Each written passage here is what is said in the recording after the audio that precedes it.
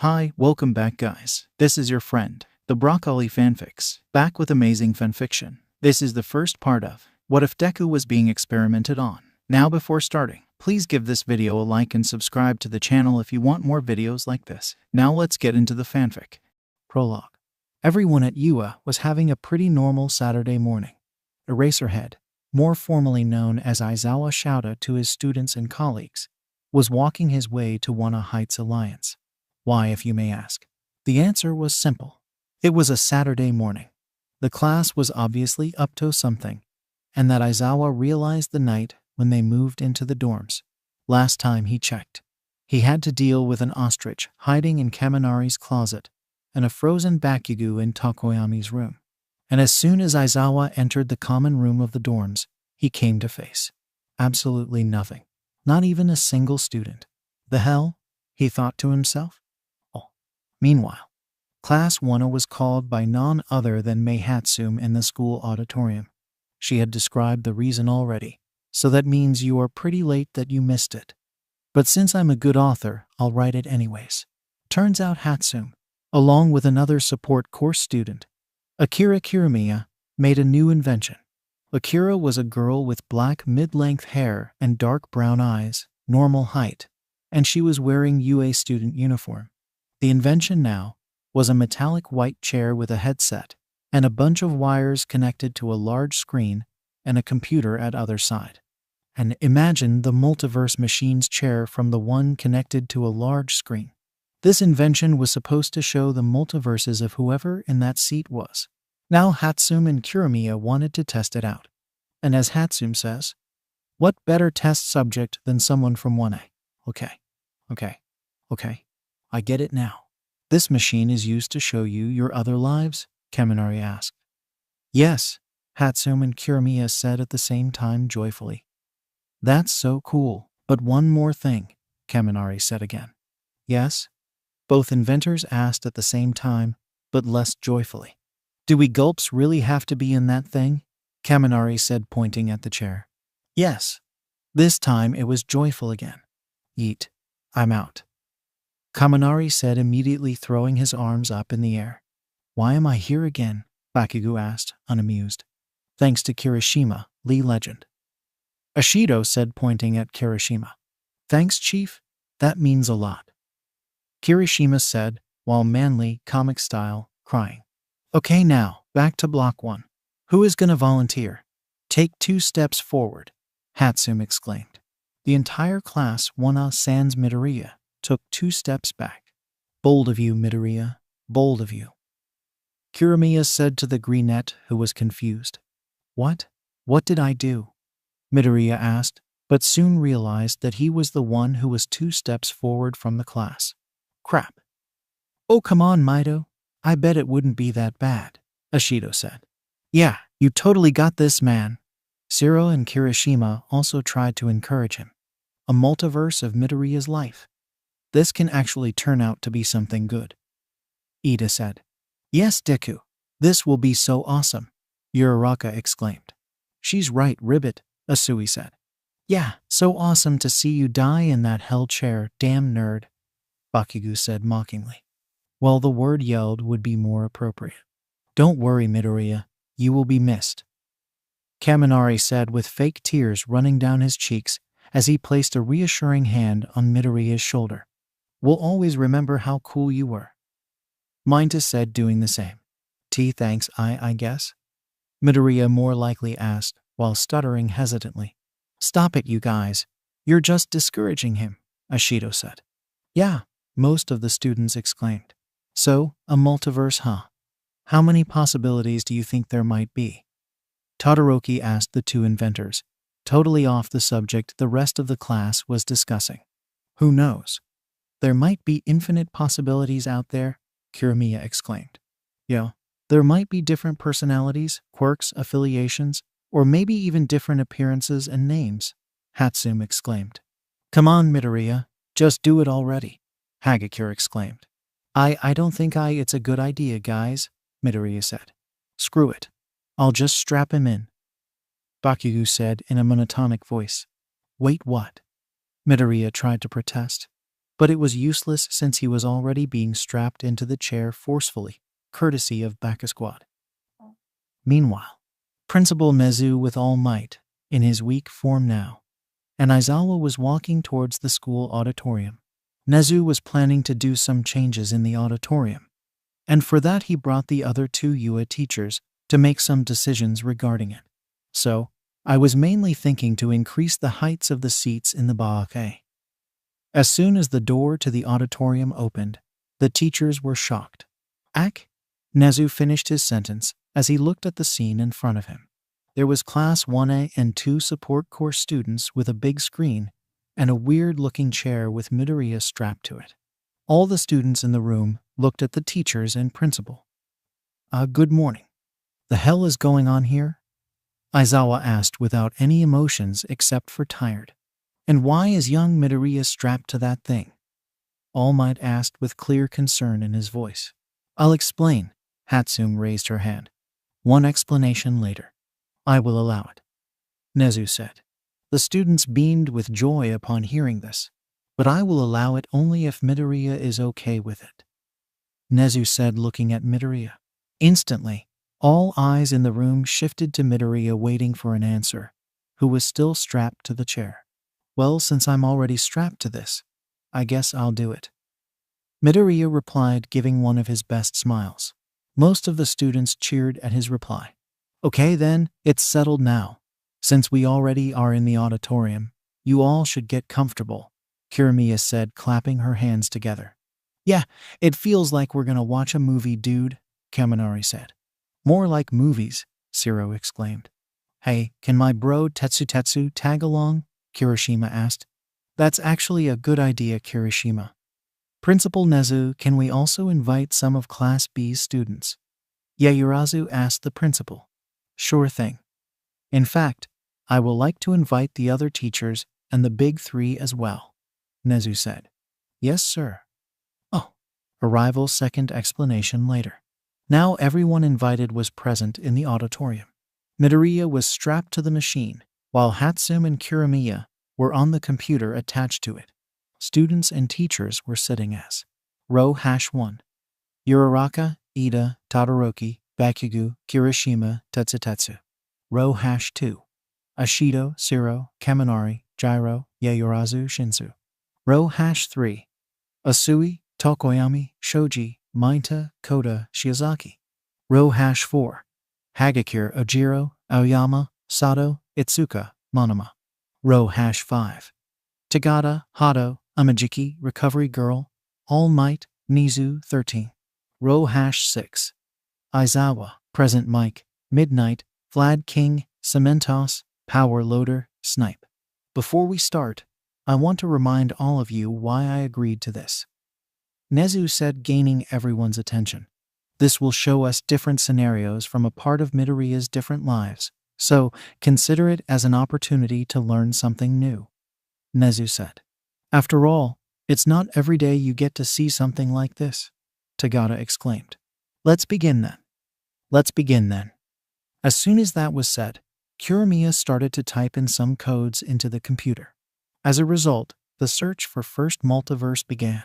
Searching multiverse scenario #1. Searching multiverse scenario #1. Searching multiverse scenario #1. Search complete. Loading multiverse scenario. Load complete. Emulating scenario. Emulation complete. Playing multiverse scenario #1. Deku Psycho 100. That's an interesting title, Ida said. I agree, Uraraka said. Then the screen started to play the selected scenario. It was a beautiful morning. The birds were chirping and the sun was shining. Children were playing in the playgrounds. The adults were off to work. Shops were already opened. The traffic was also low than usual. No sign of villainy. A perfect day everyone would want to start from. Oh, I wish we had mornings like that more often, Mina pouted. Yeah, traffic nowadays doesn't even let me sleep properly, Kaminari chimed in. At the Midoriya household, Inko was setting breakfast on the table for two, her son and herself. She was her usual happy self. She checked the time and called for Midoriya. Izuku, sweetie, it's time for breakfast. You don't want to be late for school, now do you? Inko called. Some of the students and teachers had already met Inko, and they knew how much of a lovely woman she was. Well, apparently, they're not in dorms yet? Recovery Girl asked. I don't think they are, Nezu replied. I know, Mom. An emotionless voice said as a greenhead entered the room and sat on a chair as he started eating his breakfast. The screen shifted to his front, showing Izuku Midoriya with a emotionless face. I have a feeling that he is slightly emo in this, Yaoyorozu said. That's the multiverse for ya, Hatsume exclaimed. Midoriya was halfway from finishing his breakfast when suddenly the spoon in his hand, which was near to his mouth, twisted and bent as if on its own. What happened there? Kirishima asked, while was too busy thinking about Midoriya's quirk. Izuku, how many times do I have to tell you to stop that habit of yours? Inko said to her son. Sorry, an emotionless apology was all she got. She sighed in return. Izuku, on the other hand, fixed the spoon and went back to eating. I think it was his quirk, maybe, Siro suggested. I think so, Ribbit, Asui said. A very different one, though. Todoroki said. I'm off, Midoriya said as he put on his shoes and walked out of the door towards Yua. Okay, sweetie, take care, Inko said, waving at him. Yeah, sure. That was the only reply. Okay. This guy is too much like all depressed and emo-like, Ojiro said. Like our Amajiki, Hato exclaimed.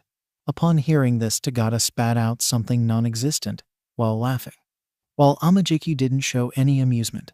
As soon as Midoriya reached outside his apartment, he literally levitated towards Yua. While doing that, his hair went all the way up and a multicolored aura surrounded him, and he reached his destination within mere minutes. Then he took his route to his class. Holy shit, he can fly. What is his quirk? Did you notice his speed? Different questions were asked by the students. Meanwhile, the teachers were also having same thoughts. I see that you have a different quirk here, young Midoriya. That means you weren't born quirkless here, huh? I just want to know that you are still on the same path. All Might thought was still too busy thinking about Midoriya's quirk. As he entered the class, he was greeted by a few, and he replied with nearly inaudible sound. Afterwards, he sat on his seat waiting for homeroom to start. 38%. Wait, what does that mean? Gyro asked. Yeah, what is 38%? Hagakure asked. I think we'll find out only if we watch, Kendo said, while the others nodded in reply. Soon Aizawa came into the class and announced that they are moving to another faculty, so the students must dress in their hero costumes. Hey, I think it's the Uschi incident, right? Tagata asked. Indeed, it is the Uschi, Tokoyami said. Well, guess what? Monoma said, gaining everyone's attention. He continued. We will finally get to see the famous class Wanna being attacked by villains. Oh, how amusing it would be to see you all get in trouble, while you're supposed to be so much more rational and better than our class. Huh? Now how would that be? Monoma was cut off. Result of unconsciousness, courtesy of Kendo. Don't mind him, please, Kendo said, and everyone went back to watching. Everyone was in their hero costumes, except for Midoriya, who was wearing a plain white t-shirt with green trousers. Hey Midoriya, why aren't you in your costume? Mainta asked. This is my costume, Midoriya replied straight, while all the other students did an anime fall. The audience also did an anime fall. Scene cut to Uschi. 13 and Aizawa were going to take the class for rescue training since All Might couldn't get there. The training was about to start when a purple blackish warp gate opened, and then there stood villains. Wait, you guys got fake villains too? Some of the students asked. Stay back, they aren't fake. They are real villains, Aizawa exclaimed as he and 13 prepared themselves for battle. The students still remembered the incident and the fear they felt that day, but it only made them stronger and proud. 46%, 13 protect the students, Aizawa exclaimed before putting on his goggles. But before 13 could help any of the students, several warp gates appeared beneath them, separating them into different groups. The students were screaming and shouting as they were falling to their respective areas, except for Midoriya, who folded his arms and gave a neutral look before using his quirk to land safely on a ship in the shipwreck zone. Asui and Mainta also landed on the ship thanks to Midoriya. That's not what happened with us, but I'm glad it happened there, Ribbit, Asui said. Most of the students were panicking. They've never even seen a villain in real life, and now they are to face them in the first week of UA. Multiple thoughts were running through different minds. What the hell are the villains doing here? Are we allowed to fight or defend ourselves? Should we do something? Yaoyorozu thought. I just want to go home. Mainta, of course. Where is backup? How did they even enter a UF faculty? I wonder if I can get some milk after this, Midoriya thought. Are you serious with me right now? Present Mike yelled at Midoriya's thought. He looks like he has no care about anything. Midnight yelled as well. Cough kinda reminds me of Aizawa, All Might said. At this everyone laughed, except for Aizawa, and who was still too busy thinking about Midoriya's quirk. I don't know what you're talking about, Aizawa said. 54%. Wahaba, what are we gonna do now? I don't want to die like this. I haven't even touched Yaoyorozu's boobs yet, Mainta yelled. As a result, Midoriya extended his hand towards him and used his quirk to throw him off the ship in the water beneath before saying, Die in a hole, pervert. You're exposing our position. Yeah, all the girls shouted. Has figured Midoriya's quirk out. Ha, I fucking knew it, Bakugo exclaimed. Bakugo, language. Ida, of course. What is it, Bakugo? Much to everyone's interest, majority of the audience asked. That damn Imo Deku has a stronger version of Auntie Inko's quirk. His quirk is Esp, Bakugo yelled. Esp, that's so powerful, Uraraka exclaimed. Woo, he doesn't even need to move to beat those villains, Zero exclaimed. Well, that explains why he wasn't panicking before, Snipe said. A flick of fingers and it's over. What you'll do now, villains? Present Mike yelled while doing finger guns. Thanks, Midoriya. But what are we gonna do now, Ribbit? Asui asked the greenette. Well, help the teachers, I guess, Midoriya suggested, shrugging. But how? We are separated in groups, and we can't get to the teachers without facing the villains, Asui exclaimed. 66% Midoriya looked at Asui with an emotionless face for a moment, when suddenly they heard villains behind them. Ha, there they are, one of the villains said. Not good, not good, not good. The audience thought. They found us, Ribbit, Asui exclaimed. I'm blaming the pervert. Midoriya thought. Now, it's time to end you. The villains yelled as they charged towards the two students. 73%. Asui, get behind me, Midoriya said. The frog quirk user did as she was told. And then the multicolored aura surrounded Midoriya. As his hair also waved in the air, he extended two of his fingers towards the villains, and they all levitated in the air. The villains were surprised by this. They're so done. Midoriya made a fist, and the villains got together in a human ball. Then he threw them away like a tennis ball. Asui behind him was also stunned by his power. Come on, let's pick the pervert and go, Midoriya said to the girl behind him. Midoriya then levitated himself, Asui and Mainta from the water and headed towards the entrance. Good God, Kaminari said. He's so powerful, Ashido exclaimed. I didn't like that scene anyway. Mainta mumbled. We did though, all the girls shouted. As the trio reached near the entrance, they came to face a horrible sight. Aizawa was being crushed by a weird creature. The creature was a big bird-like person whose brain was literally out in the open, and he was crushing Aizawa mercilessly. While on the other side was a man with light blue hair, and his face was masked with one of the many hands on his body. Apparently, he was the leader. And as he spoke non-stop about the creature, Midoriya figured a few facts about that thing. One thing was his name, Nomu, and the other, his quirks. Boom, there it is, Zero exclaimed. Yup, you should never talk like that explaining all your secrets, Uraraka exclaimed. Especially when your opponent is Midoriya, Shinsu added. 83%. I guess I'll deal with that. Yes, yes you will, Shoji said.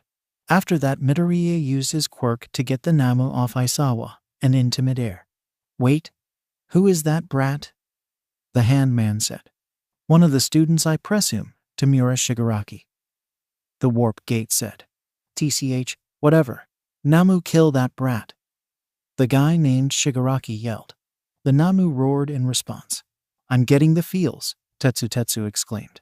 Midoriya then threw Namu to the other side, while Asui and Mainta helped Aizawa up and took his injured body to a safer place. Namu the lunged towards Midoriya, roaring loudly. Midoriya used his quirk again and threw the nearest boulders at the Namu. The result was that the Namu backed off for a while, when Shigaraki again yelled at him to kill Midoriya. 95%. I'm really curious about these digits more than the fight right now, Hato said. Who isn't? All Might replied. The Namu then destroyed the boulders and again lunged towards the green-haired boy, who showed no emotion at all. The Namu extended his arm in an attempt to land a hit on the boy in front of him, but failed as Midoriya knocked him to the other side of the current battlefield with the help of one of the ships in the shipwreck zone. He's fighting. That thing? Kirishima exclaimed as Bakugo and Todoroki appeared beside him. Manly, manly, manly. Kirishima and Tetsu chanted with manly tears in their eyes. The Namu, however, still managed to get up and again prepared to land a hit on Midoriya. In that moment, Midoriya's past flashed before his eyes. How he was bullied. How he was declared an outcast. How people were scared of him. How he wanted to be someone special. Not an emotionless body. He wanted to be something. To be someone by his own hard work, and not by his quirk. 96%, 97%, 98%, 99%, 100%. Rage mode. Rage mode? Todoroki raised an eyebrow with his question. I have no idea what that means, but I think I know what's going to happen next. Tagata said. The Namu. Fucked up. Big time. Midoriya was now in rage mode. His eyes were pure white, and the multicolored aura surrounded him. Everything near him was floating in the air. His hair, the broken pieces of stones and boulders, and a few other things. He was staring right into the creature's soul. Holy fuck. That's an intimidating stare. I never thought someone will get from Deku. Uraraka said, while the others agreed with her. The hell? Don't tell me? Shigaraki yelled.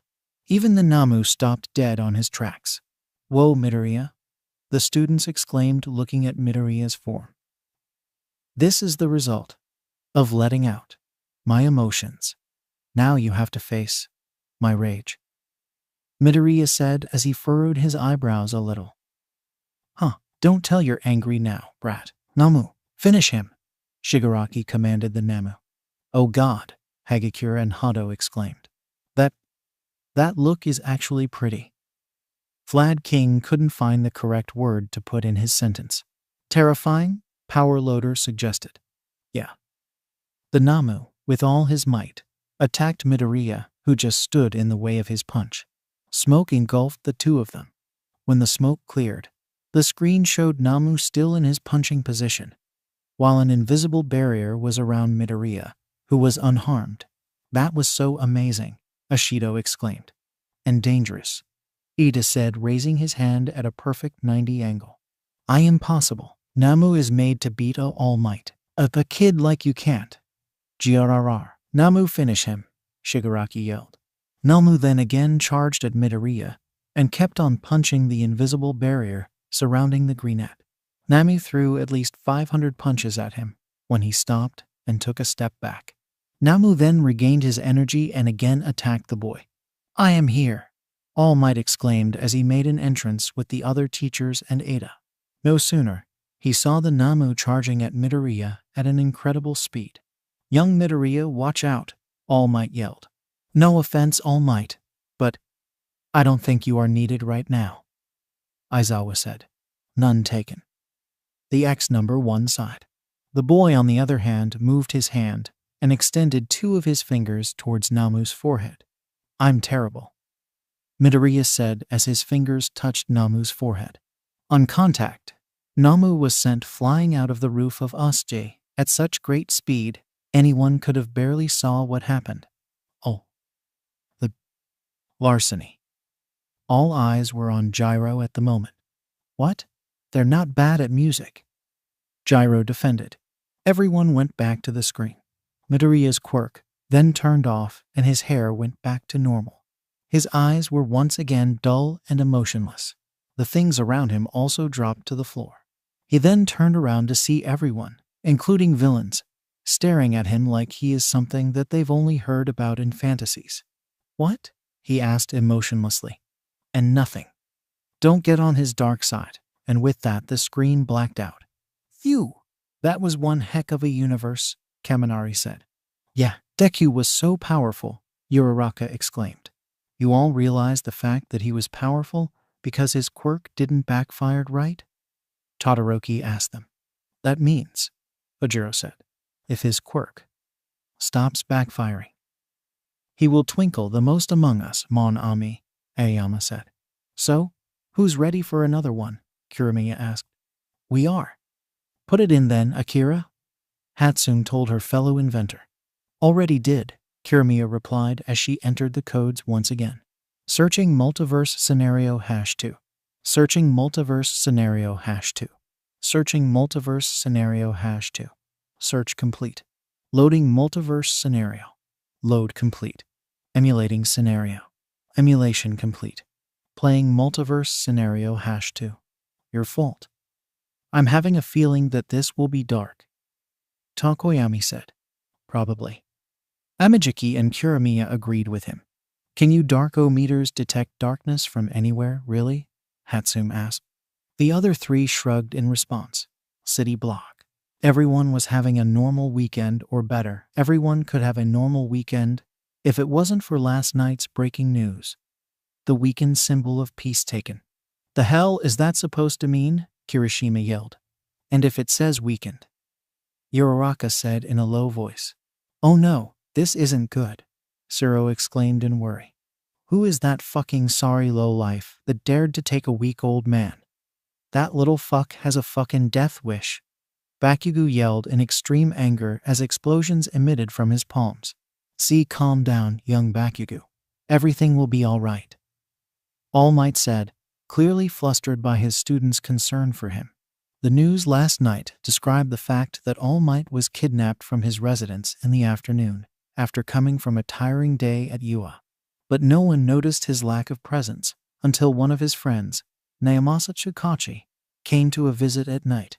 Tsukachi himself is investigating the case of the missing symbol of peace. Who? Just who can? Name the guy. I'll make sure he pays, Tagada exclaimed. Don't you worry about this, young Tagada. I'm pretty sure Tsukachi can handle it, All Might said, sweat dropping. Naomasa Tsukachi is also seen in the area standing with Bakugo. Apparently, Bakugo was the last person who talked to All Might. Tsukachi thought it would be best to ask him before he can jump to a conclusion. And here I thought that it would be Midoriya, Recovery Girl said. Well, it can't always be him, right? All Might laughed it off. It has to be. After all, he is your secret love child, Todoroki thought, looking at the green-haired boy who was strapped into the chair. Tsukachi and Bakugo were having a normal interrogation session. Like, did All Might mention something? Or was he acting differently? Or anything else that seemed odd? But the answer came same overall. No, I don't think he knew anything himself, Bakugo said calmly. Is that Bakugo not yelling? Kaminari asked. Shut up, dunce face. Besides, I doubt anyone wouldn't be acting like that in this sort of situation, Ribbit, Asui said, earning nods in reply. Well, it just makes the situation worse, Tsukachi sighed. Bakugo looked down at his shoes. Tsukachi saw this and placed a comforting hand on his shoulder. Bakugo looked up at him and saw him smiling. Don't blame yourself. We'll find him. I promise, Tsukachi said. Bakugo could only nod his head in reply. Can you imagine how hard it would be for the rest of us if only Bakugo is taking it like that? Ojiro asked. I so don't want to, Gyro replied, while all the teachers were wishing for All Might's safety. Suddenly, the large LCD screen on one of the buildings turned on, showing All Might, with a bandaged head and a few scars and bruises, tied to a chair. Okay? This guy got guts. Now he is teasing us, Kirishima exclaimed. Not manly, Tetsutetsu exclaimed with him. The rest of the audience was also not happy about this. First you have the guts to kidnap their beloved symbol of peace, and then show him on screen, all tied up. Nonsense, Hagakure, after seeing All Might's condition, hit her face into a Jiro's tail, while the other boy blushed. Bakugo, Todoroki, and a few others were fuming in absolute rage, while the others, hoping for the best to come out. Good afternoon, ladies and gentlemen. A voice came from behind All Might. It made everyone curious. The voice was surprisingly very young, but dull and lifeless, broken and crazy. Is this guy really about to show himself? Someone from the crowd of people said. Is he not afraid or anything? Someone please help him. While only to Bakugo that voice was so familiar that he could tell apart the difference from a mile. No. Bakugo swallowed thick. You know him, Bakugo? Bakugo, on the other hand, had the expressions as the one on the screen. The voice. It was him. His voice. It can't be him, Bakugo said in a whisper. The rest of the audience could only wonder. Some of them thought it was familiar, but the voice they were comparing it with was much more happy and full of life. Like what you see? The voice asked mockingly. The crowd was now panicking. This person was not from the League of Villains, because all of them were identified by now. But this. A new evil has showed up. You all look like you never heard of me, huh? The voice said again. The crowd can only look at the screen. Tsukachi immediately called his head department and told the other officers to trace this guy. Well, that makes sense because everyone who ever saw me. The voice said as he turned the camera straight to his face. Green eyes, freckled face, green-black messy hair. It was Izuku Midoriya. No. No way. Hell no. It can't be him. Didn't live to tell the tale. Midoriya whispered in the camera. Bakugo in the crowd was shocked beyond. He knew that voice. He recognized that face. His childhood friend that he bullied for years, the one who went missing a year ago, was back. No, he wasn't back. He changed. He became a villain. Deku? No, he can't be a Uraraka didn't wanted to put the correct word in. A villain. Ida did it anyways. The staff was also shocked, not only by the fact that one of their best students was a villain, but also how lifeless and crazy his voice was, and not leaving the fact behind that he was missing for an entire year. Young Midoriya. All Might couldn't bear the sight of his kind-hearted successor as a villain. Wait. Did he just said that he killed people? Present Mike yelled. This is not our Midoriya. Yayurazu said. No, Mido can't, Ashido exclaimed. The screen shifted to show the greenette in a dark room with a camera, a microphone, and a few screens which showed the crowd, all sat up on a large desk. He was wearing a black vest over a green dress shirt and black dress pants, with his signature messy tie and black gloves. He looked at the screen, reading the faces of the people in the area. Then he smirked.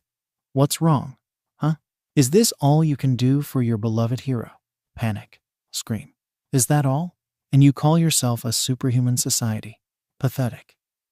Midoriya said through the microphone. What is wrong with him? Hado asked. Come on, Midoriya. You're way better than this, dude, Kaminari exclaimed. Yeah, you're too cool to be a villain, Mainta exclaimed as well. Tsukachi's phone began to ring. He quickly picked it up. What's the situation? He asked. Tsukachi, I'm sorry. We can't trace his location. Some weird radio waves are blocking our path. An officer spoke through Tsukachi's phone. What? He didn't just pop out of nowhere. He made sure no one would get in his way. I hate to say this, but he's got the upper hand. Aizawa said. Here is an important thing for all of you. I know that one day some of you will face an intellect-type villain, so the only best thing you can do is to outsmart him. You have to do something that the villain never would have expected. And that requires fast thinking and quick decision-making skills. Understand? Nezu said to the students. Yes, sir. I ask everyone down there who has a quirk. How does it feel? The feeling of helplessness and uselessness. How does it feels? Tell me. Midoriya asked with a twisted smile. Horrible. The audience replied. The crowd stood still. No one said a word. As much as they wanted to reply back, they couldn't. All Might's life was on the line. They didn't want to say something that will trigger the beast within the boy. No reply? I guess then I should start our little session right. Midoriya turned the camera at an angle where both him and All Might could be seen. Screams were heard from the crowd as he went closer to the ex-pro. What the hell is he going to do? All Might, please be safe. You can't be serious right now, Midoriya. Now let's get over with the symbol of peace's worst hits. Midoriya exclaimed as he stood behind All Might, both of their backs facing each other. Who am I, All Might? Do you remember me? Midoriya asked. Then All Might raised his head a little. God, he looked beaten up. How can I ever forget you, my boy? All Might said. Remember, All Might. It's another universe, so you don't need to feel guilty for whatever happened between those two. Recovery Girl said, earning a slight nod in reply. The All Might on the screen, instead of replying, lowered his head once again. No pity, Midoriya said. Then the green-haired boy walked up to face the hero. Midoriya forced his face up so both of their eyes met. I'm the one whose dreams you've shattered, Midoriya said. Now All Might has full idea on what was going on. His eyes widened in realization that in this universe he didn't choose Midoriya as his successor, neither told him that he can become a hero. And here his counterpart was, paying the consequences. At this thought, All Might's hand flung to his gaping mouth. All Might? What's wrong? You look like you've seen a ghost. Midnight asked. It's my fault. All Might replied. What? What do you mean it's your fault? I think you should just watch. All Might replied. I'm the one you destroyed. I'm the one whose heart you've broken. You killed my thoughts, All Might. You damaged my mind. You ended the way I looked at the heroes and the villains. You changed the way I wanted to protect the society. You.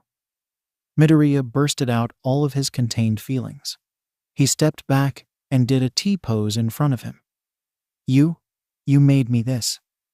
Midoriya began to laugh frantically. You made me this, he said, poking at All Might's chest with every word while laughing. Oh my God. Uraraka hid her face in her hands. He is crazy? Sato exclaimed. Ha ha ha ha ha ha ha ha ha ha ha ha. Do you remember what you used to say? HM? You decide what you want to be. Remember? Midoriya asked. Some of the people in the crowd were already in tears. I do. Well then. And what did you tell me? Midoriya yelled. All Might didn't reply. He couldn't. Why? 2 reasons. 1. Because of his condition. Right now, if he spoke a word, he would definitely spat loads of blood out. 2nd, because he couldn't. What would he say to him? After all, the boy was right. For fuck's sake, All Might. What the hell did you say to him? Bakugo yelled in exasperation. All Might was silent. His hand was still covering his mouth. All Might? All Might looked down. He couldn't reply. Midoriya, on the other hand, looked at him with disappointment in his eyes. You said no. All Might looked up at him. You said no. You can't. Midoriya said with deadly and crazy eyes. To what All Might? Todoroki asked. Yeah. What did you say no to? Hagakure also asked. To be a hero. All Might finally replied. What the? How could you? All Might, are you, sir?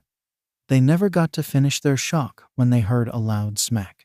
And then another one, but louder. Are you crazy? Do you really have to be taught about civilian interaction again? Recovery Girl yelled at him. Apparently, All Might got 2 solid hit from Recovery Girl. I'm so sorry. I was in a hurry, okay? I apologized later. Then I told him he can.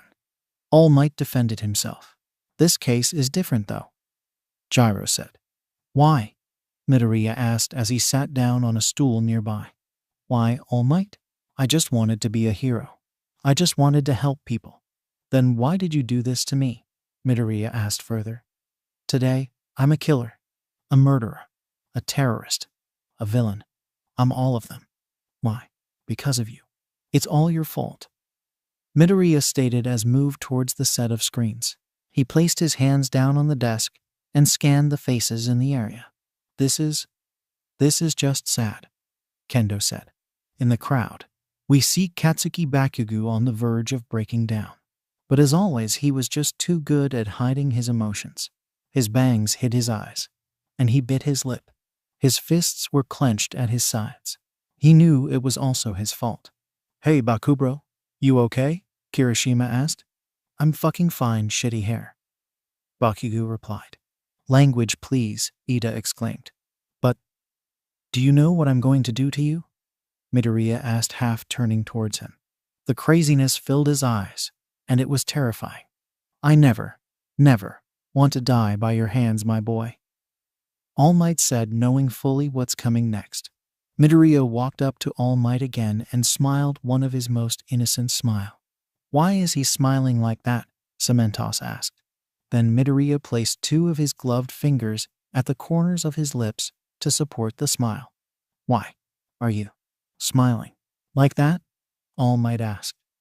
Because the ones who are always smiling are the strongest, right? Midoriya quoted Nana Shimura's words. On hearing this, All Might's eyes widened, and something shattered. In that moment, everyone who knew about the history of this, namely Nezu, All Might, Recovery Girl, and Bakugo, flinched.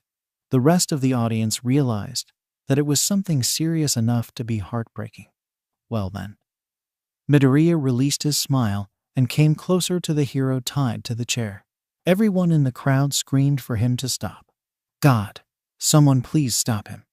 Don't do this, Midoriya. Deku, please stop. Midoriya wrapped his arms around All Might's neck and embraced him in a loving hug. Huh? Came from the crowd. Huh? Came from the audience. Midoriya silently cried on All Might's shoulder while smiling, giving off a real smile in forever. All Might, on the other hand, also closed his eyes and smiled, probably for the time in that day. He needs saving. Everyone thought, looking at Midoriya's smile, and then it all twisted. Shit. His smile turned into a wide grin, and his eyes opened as much as they could extend. He took his hand to one of his pockets and took out a gun. Then he loaded it with the other hand. I'm sorry, young Midoriya. All Might began as blood trickled down his mouth. You can become a hero. It's too late now, hero, Midoriya said as pressed the gun against the back of All Might's head. Bang. No. A lot of people were crying. Some people felt sick, while some just stared at the screen, not believing what they have just seen. Midoriya left the now dead body of All Might and faced the camera. Here's a sad truth, Midoriya said as he loaded the gun again. Everyone in the crowd was in tears, and upon hearing the boy's voice, they all looked up. Same can be said for the audience. No matter how valuable your dreams are to you, people will always try to shatter them. Someone will come and tell you that you can't. So, just smile. Carry on. Don't give a fuck to them. Be what you want to be.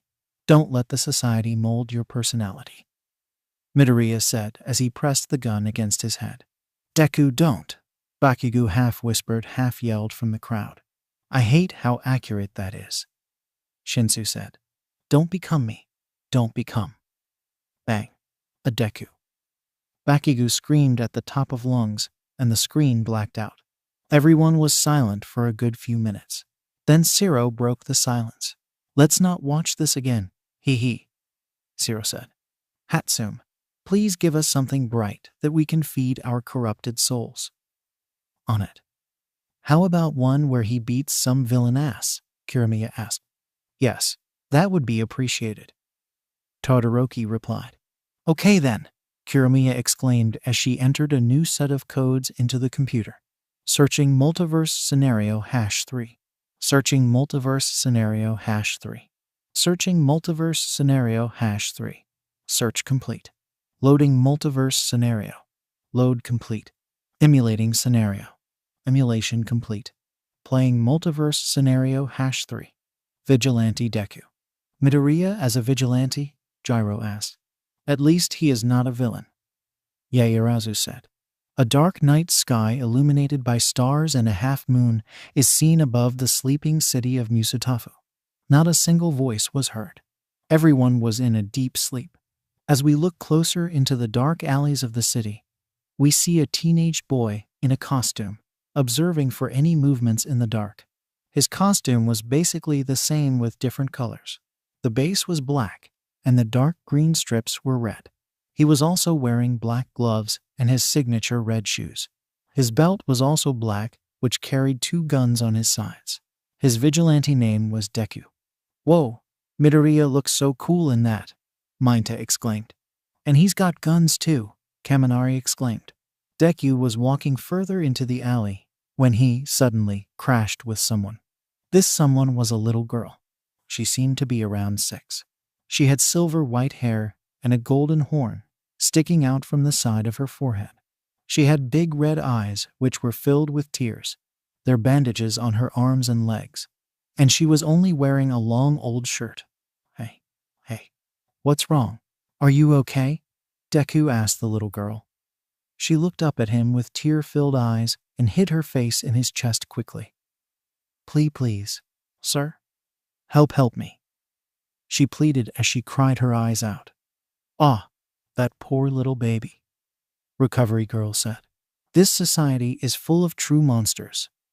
All Might said. I know Deku will help her, Uraraka exclaimed. Deku looked at the girl with surprise, and then wrapped his arms around her in a protecting way. As the little girl felt 2 arms wrap around her, she looked up at the boy again. Deku then gave her one of his best smiles. Don't worry, I'm here for you, Deku said. Erg, that smile. It's still too bright, Arshido said. Why you will help me, she asked. Yes. Now tell me what's wrong, Deku asked. I was running away. The little girl was cut off by another voice. This voice was terrifying enough to make the girl shiver in more fear. Eri? The voice called. It's the bad guy. I'm telling you he's here, Sato said. Deku stood up after hearing the call and pushed the little girl behind him. Soon enough, a man came into his sight, and it didn't took Deku to remember who he is. Kai Chisaki, also known as Overhaul. Ah, what's a kid like you doing in this area? Huh, Chisaki asked. None of your business, Deku replied. Oh well, say, have you happened to see a little girl somewhere? Chisaki asked. Like I will just say it, Deku replied. Look kid, that girl is in my custody. You better tell me before I kill you, Chisaki said, furrowing his eyebrows. Threats from people like you don't scare me, Deku said while smirking. Yeah, you tell him, Midoriya, Kirishima exclaimed. Oh, so you're trying to play a hero now. Well, I'll take care of that, Chisaki said as he took out a gun and pointed it towards the green-haired boy. Eri, hide, Deku whispered to girl behind him. Eri did as she was told and ran out of the alley to find a better place to hide. So she was with you after all, Chisaki exclaimed as he shot the boy, who kept dodging the bullets continuously. Is this all you can do? Pathetic, Chisaki exclaimed. Deku, on the other hand, ran closer to the villain while dodging the bullets. He jumped up with high speed and kicked his opponent in the face before he would have seen him. Yeah. Show him who's the boss, Midoriya, Zero exclaimed. Deku then jumped back up in order to dodge the bullet coming from the villain's gun. Chisaki then rushed towards the boy and successfully landed a punch on his chest, pinning him against the wall as a result. Deku grunted as his back hit the wall forcefully, and then he punched Chisaki in the face in order to make him back off. Why aren't they using their quirks? Ojiro asked. Maybe they don't have any in this, Hatsume replied. That seems to fit. Maybe you never met me here, young Midoriya, All Might thought. Tisk. Why the hell he just doesn't shot him and kill him and fucking not be an idiot? Bakugo yelled. You can't kill people if you're a protector, Bakugo. Aizawa said, and Bakugo's face straightened in realization. Chisaki then took out a knife from his pocket, which Deku couldn't see due to the dark, and then he lunged forwards and stabbed Deku's shoulder. Deku bit his lip so he wouldn't scream. Then he grabbed Chisaki's arm and kneed him in the stomach, making him release the knife, which was still in Deku's shoulder. Before Chisaki could recover from the last hit from the boy, Deku threw him over his shoulder and on the ground hard. He did that with Shinsu and Bakugo too, right? Kaminari asked, knowing the answer full well. Yeah, Shinsu said. Shut the hell up, dunce face, Bakugo yelled. Arg, Chisaki groaned. Deku backed off and stood against the wall for support. He then, senselessly, grabbed the knife in his shoulder and forced it out, grunting painfully. Blood stained the weapon and blood trickled from his shoulder. He shouldn't have used that much force on the knife. Recovery Girl said in concern. You can't blame him. Ida used his teeth to take out a knife from his shoulder. Todoroki said. Really? When? Yororaka asked. In the fight with the hero killer. Ida replied with his head low as he remembered the incident. And you're the one who's always lecturing us. Zero said. I heavily apologize for doing that. I promise. From now on I'll be a responsible class rep. Ida said as he did a perfect 90 bow. That's not what we meant. Everyone else thought. Deku then looked at Chisaki, who was still down. Huh. That was surprisingly very easy. Deku said as he regained his breath. Then he started to look around for the little girl. He was just looking around when he was about to call for the girl. And then, bang, bang, and his eyes widened as he felt 2 bullets pass through his abdomen with high speed. Nu, Midoriya, the audience yelled. That was surprisingly very easy, huh? Chisaki repeated his words as he stood up. Deku placed his hand on his bullet wound. People like you trying to act like they can protect others make me sick. Chisaki said as he walked closer to the boy. Interfering in matters that don't concern you. Chisaki said as he grabbed Deku's collar. Stop him. Where are the pros? What is he going to do to him? Taking risks that you can't handle. Chisaki said as he punched Deku at his wound. Grrrg, Deku yelled. It all makes me sick. Chisaki said as he once again punched his bleeding wound. Ouch, that must have hurt. Hato said. I agree. Tagata said. He then released the boy who fell on the ground. Deku groaned in pain as he hit the ground. From a distance, Eri saw him fall. Then she immediately came out and tears fell from her eyes. Please don't hurt him, Eri yelled at the villain. Yeah, stop hurting him. There you are. Now enough of this hide and seek of yours. Chisaki said as he looked at the little trembling girl. Eri realized that she messed up.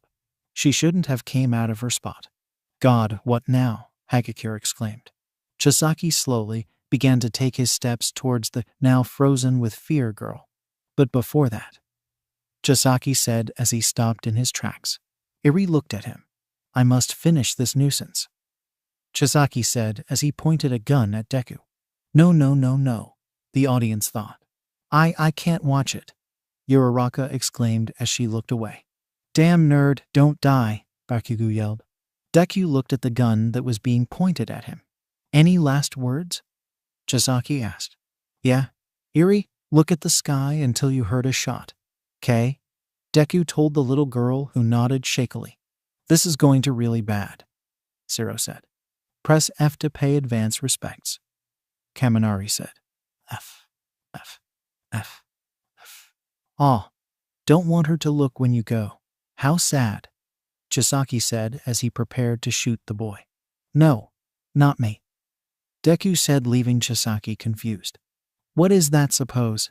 Chisaki was cut off. Bang. He shot Chisaki right in the head. Eri, on the other hand, looked back at the scene, only to find Chisaki's body fall to the ground. I didn't expected that, Ida said in shock. What happened? Who died? Uraraka asked as she looked back at the screen. The villain, Todoroki answered. Does that mean all the Fs were useless? Kaminari asked. Yeah, Gyro replied. It's okay now, Eri. You can come out now, Deku said as he used the wall to support himself up. The said girl took a sharp breath and then ran towards the young vigilante and hugged him tight. The other flinched as the gesture hurt his wound. Sorry, Eri apologized. It's okay. You don't need to worry, Deku said as he ruffled her hair. More importantly, are you hurt? Deku asked. Eri shook her head in a no and smiled for the first time. Yup, totally like Midoriya Ribbit, Asui said. Then, suddenly, a light was shone on both of them, and upon looking up in front of them, there stood police officers. Freeze! Don't move and identity yourself, young man, an officer said while pointing a gun at Deku. What's up with everyone pointing guns at me today? Deku thought as he held his hands up in the air. That's the first thing that came to his mind after all that? Monoma asked. Yes, Bish, Ashido said. And these are called brilliant minds, Zero said. Well, I guess it's goodbye then, Eri. I think they'll take you to somewhere safe. I'll see you around, Deku said to the little girl who barely had the time to thank him or reply to him before Deku threw a smoke bomb and ran away. Hey? Where'd he go? He ran away, while Eri just looked at the place where her hero last stood. Thanks, mister. I'll never forget you, Eri thought. Alwa, the girls cooed at the scene. Welcome, Eri. Eri turned around to find the source of that voice, but found no one. Okay, he's really fast, Kirishima said. The last scene showed Deku sitting on the top of a building, beside which the incident happened. Wow, with a capital W, Midnight said. Okay, another one, then we take a break, Nezu exclaimed. Okay? Here we go again, Kirimiya said as she was about to type in some codes into the computer, but stopped as soon as she realized something. Hey Akira, is everything okay? Hatsume asked. Oh yeah, I think I just happened to misplace my list of codes with my sisters, Kirimiya replied. No problem. I will use my speed to get to your sister and get you the required list of codes you want within no time, Ida exclaimed as he stood up at a 90 angle. Then her phone rang. She picked it up to see a reply from her sister. Oh, she is on the door, Kirimiya replied. Then a 13-year-old girl came into the room who had snow-white hair on the left and emerald green on the right. Her left eye was midnight purple and right eye was green. Her name was Sakura. You left your codes list in Sakura was cut off by all the girls in the auditorium. Your sister is so cute, the girls yelled. And fast, Todoroki said. What's your name? Ashido yelled asked. Sakura, the girl replied. Okay, enough. You have the list, Sakura? Kirimiya asked. Oh yeah, here you go, Sakura said as she handed over the list to Kirimiya. Thanks. By the way, what are you all doing, and why is he strapped to that thing? Sakura asked, pointing at Midoriya. I'll explain again, Hatsume exclaimed. Third explanation later. A multiverse? Awesome, Sakura exclaimed. I know, right. Say, would you like to join us? Hatsume asked. Sure, Sakura replied. Okay then. Get yourself a seat, and I'll type this in, Kirimiya said. Searching multiverse scenario #4. Searching multiverse scenario #4. Searching multiverse scenario #4.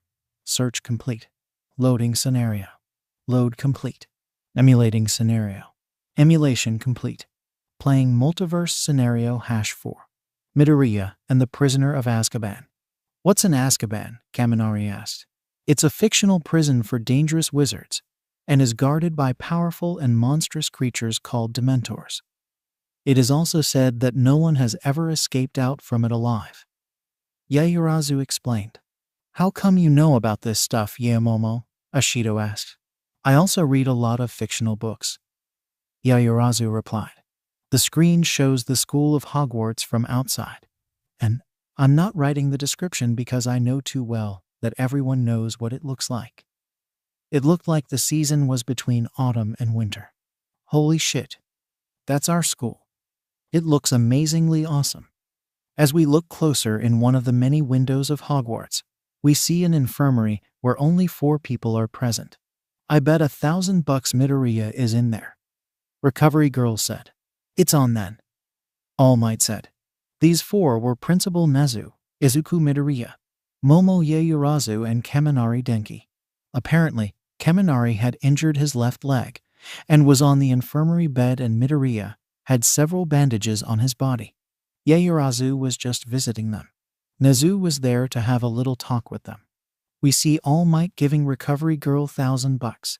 From the looks of it, Midoriya and Yaoyorozu were debating with Nezu about the one and only escaped prisoner of Azkaban. Sir, you know it. Toshinori is innocent. You have to stop them, Midoriya said. Toshinori, some of the audience yelled. Who's Toshinori? More than half the audience asked. Me. All Might slowly raised his hand. Whoa, you are the one who escaped Azkaban, Gyro exclaimed. But what sends you in there in the first place? Aizawa asked. Hey, how come I know? All Might exclaimed. I understand your concerns, Midoriya. But the thing is that the ministries will not listen to 3 teenagers like me. Nezu said. The rest 3 went silent on this. But there actually might be another way. Nezu said. Wait, sir, you mean? Yaoyorozu was cut off by Nezu. Yes, you get it now. Nezu said. What? What did you get, Yaoyorozu? Sakura asked. I don't know. Ask her. Yaoyorozu said, pointing at the screen. What is it? Both Midoriya's and Kaminari's question was ignored by the other 2.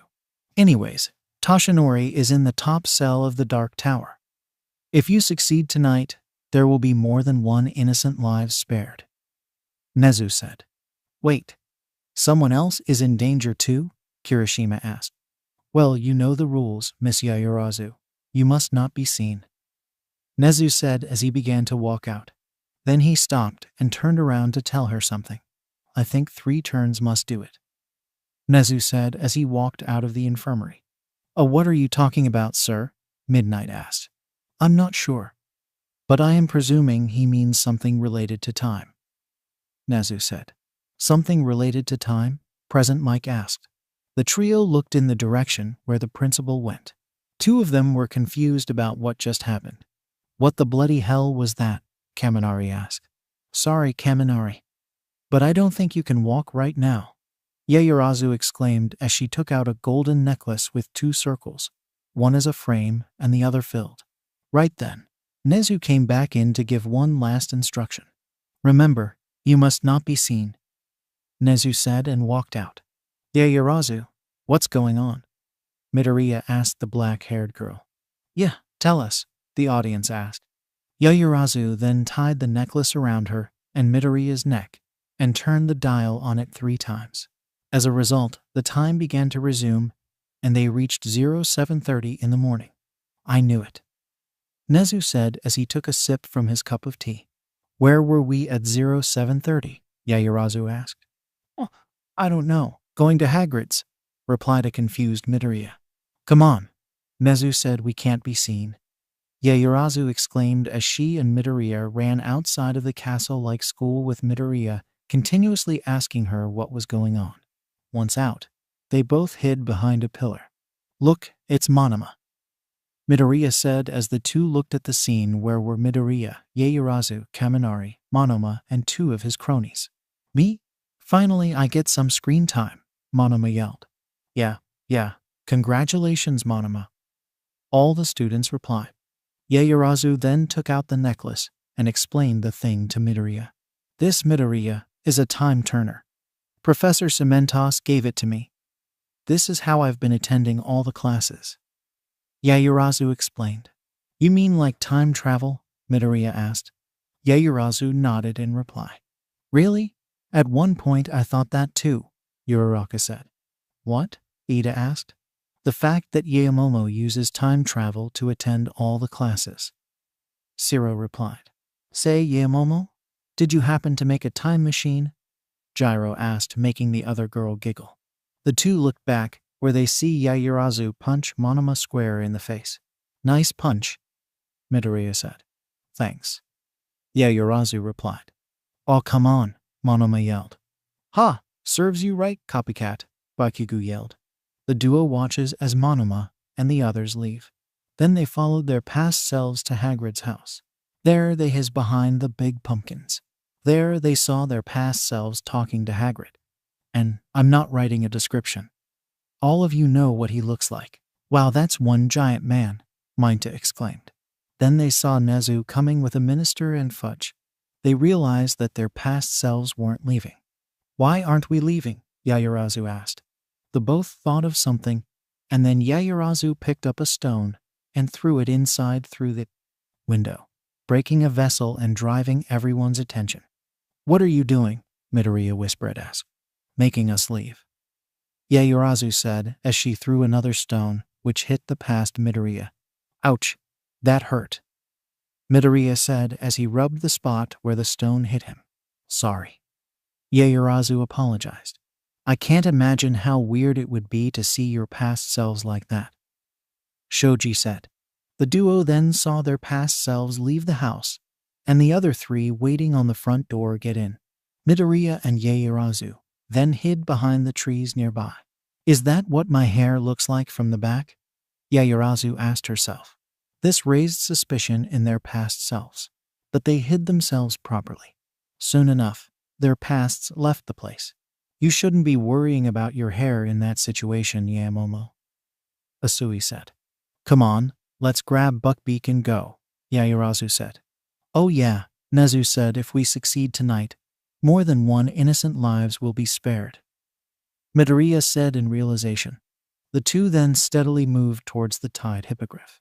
Buckbeak, Buckbeak, come on man, get up, Midoriya whispered as he untied the beast. What is that? Sato asked. It's a hippogriff. It's a half-eagle and half-horse creature. It's a creature with great pride. It's easily offended. Only shows loyalty to who respects him properly. Todoroki said. Wait here, Yaoyorozu said as she went back. Within seconds, she came back with a few dead ferrets. Here, Buckbeak. It's your favorite, she said as she fed the creature who followed the two after the dead mammal. Soon enough, Nezu, Fudge, and the minister with Hagrid came out only to find the beast that was to be executed missing. Meanwhile, Midoriya and Yaoyorozu were hiding in the trees with the beast. Oh, so he's the other one who was in danger, Kirishima said. They're killing two birds with one stone. Nice, Shinsu said. Midoriya and Yaoyorozu were now seen to walk through the forest with Buckbeak following them and eating the dead ferrets on chance. Hey Yaoyorozu, Midoriya called for the black-haired girl. It's him. You know, back at the lake, I really did saw someone, Midoriya said, gaining the girl's interest. What? When the Dementors attacked us, I saw someone who used a patronym to save us, Midoriya said. He got attacked by the Dementors? Everyone yelled. But Midoriya, a patronym is a really powerful spell. Only a great wizard could have done that, Yaoyorozu exclaimed. I know. Maybe that's why I saw my dad there, Midoriya said. But Midoriya, Yaoyorozu was cut off by Midoriya. Dead, I know. I'm just telling you what I saw, Midoriya replied. Wait, his father died? Uraraka yelled. That doesn't sound really good, Shiozaki said. But he said that he saw him, Tagata exclaimed. Midoriya and Yaoyorozu were interrupted by a long howl. What was that? Yaoyorozu asked. Wait, is that? Oh no. Professor Aizawa, Midoriya exclaimed as the two saw a distant scene where the past Midoriya was being targeted by a werewolf. Dementors, hippogriffs, and now werewolves. Really? I love this place, present Mike exclaimed. Ah, but he looks like he is planning to attack him right now, 13 yelled. Ewe-oo, Yaoyorozu howled. Don't tell me she is also a werewolf, Hagakure exclaimed. What are you doing? Midoriya asked. Saving your life, Yaoyorozu replied as she howled again. Thanks. Ooh, Yaoyorozu howled. The werewolf howled back and came running towards them. Great. Now I'm coming for them, Aizawa said. Oh great. Now he's coming for us, Midoriya said. Yeah, I didn't think about that. Run, Yaoyorozu said as they both ran in deeper in the forest. Running away is not a manly thing. But since that werewolf is a teacher, I don't think they had any other choice, Kirishima said. The two ran deeper into the forest, and the werewolf kept chasing them. They soon stopped at a dead end, and now the werewolf was growling and slowly advancing towards them. Someone please help them. Everyone mentally prayed. As the beast came closer and jumped on the two, Buckbeak threw him away with his beak, and the two creatures began to fight. However, the victor was declared Buckbeak, and the werewolf ran away with injuries. Buckbeak, on the other hand, stood with pride. Yeah. Nice work, Buckbeak, Midoriya said as he petted the beast. Then he addressed the other girl. Come on. We have to get to the lake, Midoriya said, and she nodded in reply. The two then ran in another direction. Yay, now we'll see Deku's father, Uraraka exclaimed. I doubt that round face, Bakugo said. When the duo reached their destination, they saw the past Midoriya with All Might in his weakened form. Both were injured, and Dementors were all over the place. The lake was frozen. You see, any time now, my dad will be just over there, and he'll save us, Midoriya whispered to Yaoyorozu, who was hiding in the trees with him. Oh, my God. Danger. They're in danger, Kaminari said. The duo saw that the Dementors were attacking both Midoriya and All Might. A few minutes passed, but no one came. Midoriya was confused at this point. He will come. I know, he will, Midoriya said. Midoriya, no one is coming, Yaoyorozu said. Why is his father not coming? Vlad King asked. He is dead, Vlad, he can't, Aizawa replied. But young Midoriya said he saw him, All Might said. Midoriya? Yaoyorozu called for the boy who was looking at the scene with losing hope in his eyes. I saw. Midoriya trailed off. Then they saw a Dementor literally suck All Might's soul. Midoriya, at seeing this, jumped on the spot where he said his father will come and took out his wand and used a spell to save the two in front of them. Expecto Patronum, Midoriya yelled as a white force shield emitted from his wand that forced the Dementors away. Oh. He saw himself. I'm having many feelings. Same. He saw All Might's soul going back in him, and the past Midoriya dropping unconscious. The other two then took Buckbeak and flew on it to the Dark Tower. You were right, Yaoyorozu. I didn't see my father. I saw myself. I used a patronum to save us, maybe because I saw myself do it before. Does that make sense? Midoriya yelled asked as the duo was riding the hippogriff. No, but I don't like flying, Yaoyorozu screamed as they flew over Hogwarts. But I like flying, Yaoyorozu said. On a hippogriff? Gyro asked teasingly.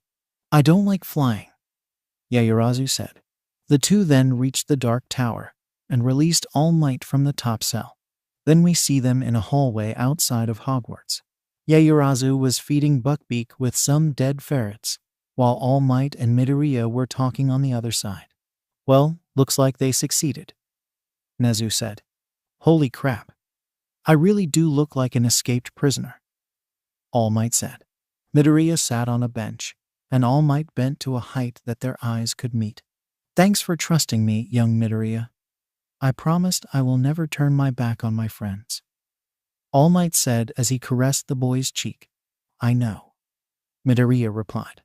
Awa, the girls cooed. A warm scene and a dark story. Tokoyami said. You probably would be tired of hearing this, but you look so much like your father, except your eyes. You've got why. All Might was cut off by Midoriya. My mother's eyes. I know, Midoriya said. All Might smiled at him. Midoriya then hugged All Might, and Yaoyorozu told them that it was time leave. All Might stood up to leave, but was stopped by Midoriya. Wait, Toshinori, Midoriya called him. All Might looked back at him. Maybe one day, we can live together, like you wanted to, Midoriya said. All Might looked at him, and then smiled kindly. I'm happy to hear that, young Midoriya, and I bet your parents would have been too, All Might replied. What are you adopting him or something? Recovery Girl asked. What? All Might's face reddened at her question. Dad might, the students yelled. And no, All Might said. So you don't want to? Midnight asked. I didn't say that, All Might exclaimed. Does that mean you want to? Cementos asked. And no, I mean, yeah, but, Ark. Forget it. All Might said. All Might then sat on the hippogriff, ready to leave. But before he could, he said one last thing to Yaoyorozu. You know, you really are the brightest witch of your age, All Might said, and Yaoyorozu smiled. I guess I'll take this beast to a safe place then. See you around, All Might said as he took off with the beast. Even in the multiverse, Yaomomo is the smartest, Yaoyorozu's study partners exclaimed. Yaoyorozu and Midoriya then ran back into the school and straight up to the infirmary. Before they could get in, they saw Nezu closing the door of the infirmary.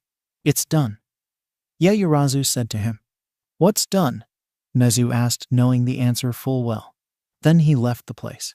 Yaoyorozu and Midoriya shrugged at each other and went in the infirmary, only to see the time when they were leaving by a matter of seconds. As the other two disappeared, Kaminari looked at the two standing at the door. Wait, how'd you two get there? A confused Kaminari asked. What are you talking about, Kaminari? Yaoyorozu shrugged. Yeah, how can someone be at two places at once? Midoriya said as he and Yaoyorozu laughed. Kaminari was still confused. They succeeded and saved 2 lives today, maybe more than 2. And that's all that matters. And the screen blacked out. Wow, Ajiro said. You know, this makes me want to go there. Kirishima said. Well, I guess I know what we're inventing next, Hatsume said as she looked at Kuramiya. Oh, you know it, Kuramiya replied.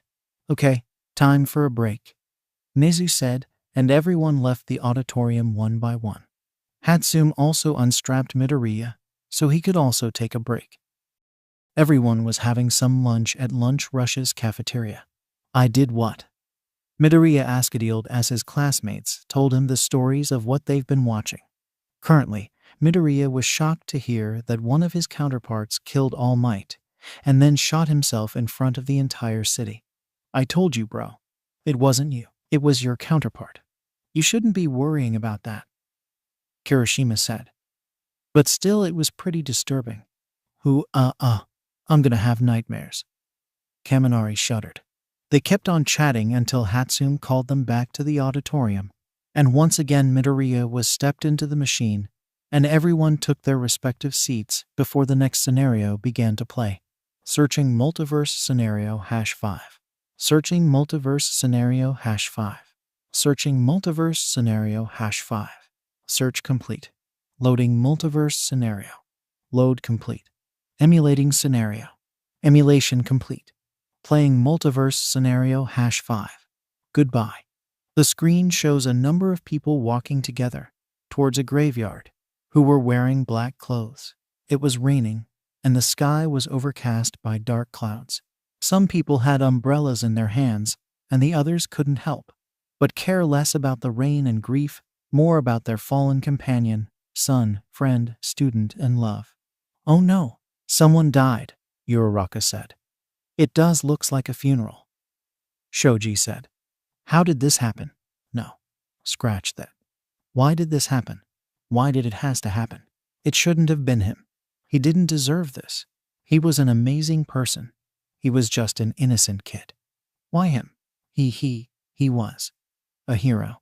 I hate how I know where it is going, Kirishima said with tears in his eyes. Same, Sira said. Amongst the many people we see in Midoriya crying her eyes out on her friends, Mitsuki Bakugu's shoulder while the blonde woman comforted her whilst crying herself. Katsuki Bakugu was staring at the black coffin, without any visible emotions except for confused.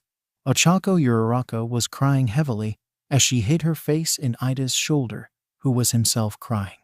Kirishima and Kaminari still wouldn't believe what happened. Ashido and Asui wouldn't stop blaming themselves. Kyoka Jiro gritted her teeth in anger towards herself. Aizawa knew it was a bad idea. And All Might thought it was a joke. No way. Everyone swallowed hard. Please don't let it be him. But how? Yeah, what happened? Tokoyami looked at his left, while clamming dark shadow down, and there he saw it. In the black coffin, laid on of his greatest friends, a great companion, a great hero, there laid Izuku Deku Midoriya, completely lifeless and pale. Deku, no, Uraraka yelled. Todoroki just stared at the screen, completely speechless. No, no, no, no. This can't be real. The teachers were also shocked and saddened to see their brilliant student and a future pro-hero lying in a coffin dead. No young Midoriya. How? All Might said. Even though Todoroki didn't say a word since the entire incident, he still remembered it like it was just yesterday. Flashback. The class decided to go hiking on mountains in this winter after Christmas. Even though the school was strict with curfews, Nezu agreed to let them go, but with Aizawa and All Might. That sounded like a good idea, Sato said. Until you realize someone died in that trip, Tokoyami said. At the mountains, everyone stayed at a wooden cabin. But then, the day came when the students wished to climb up the mountain's peak. Aizawa and All Might stayed at the cabin, while the students went to their journey, as they gave the word to come back to their teachers or protect each other if there was any trouble. Once they reached their destination, they began to observe how beautiful the scenery was. And then it happened. Here it comes, Ashido said.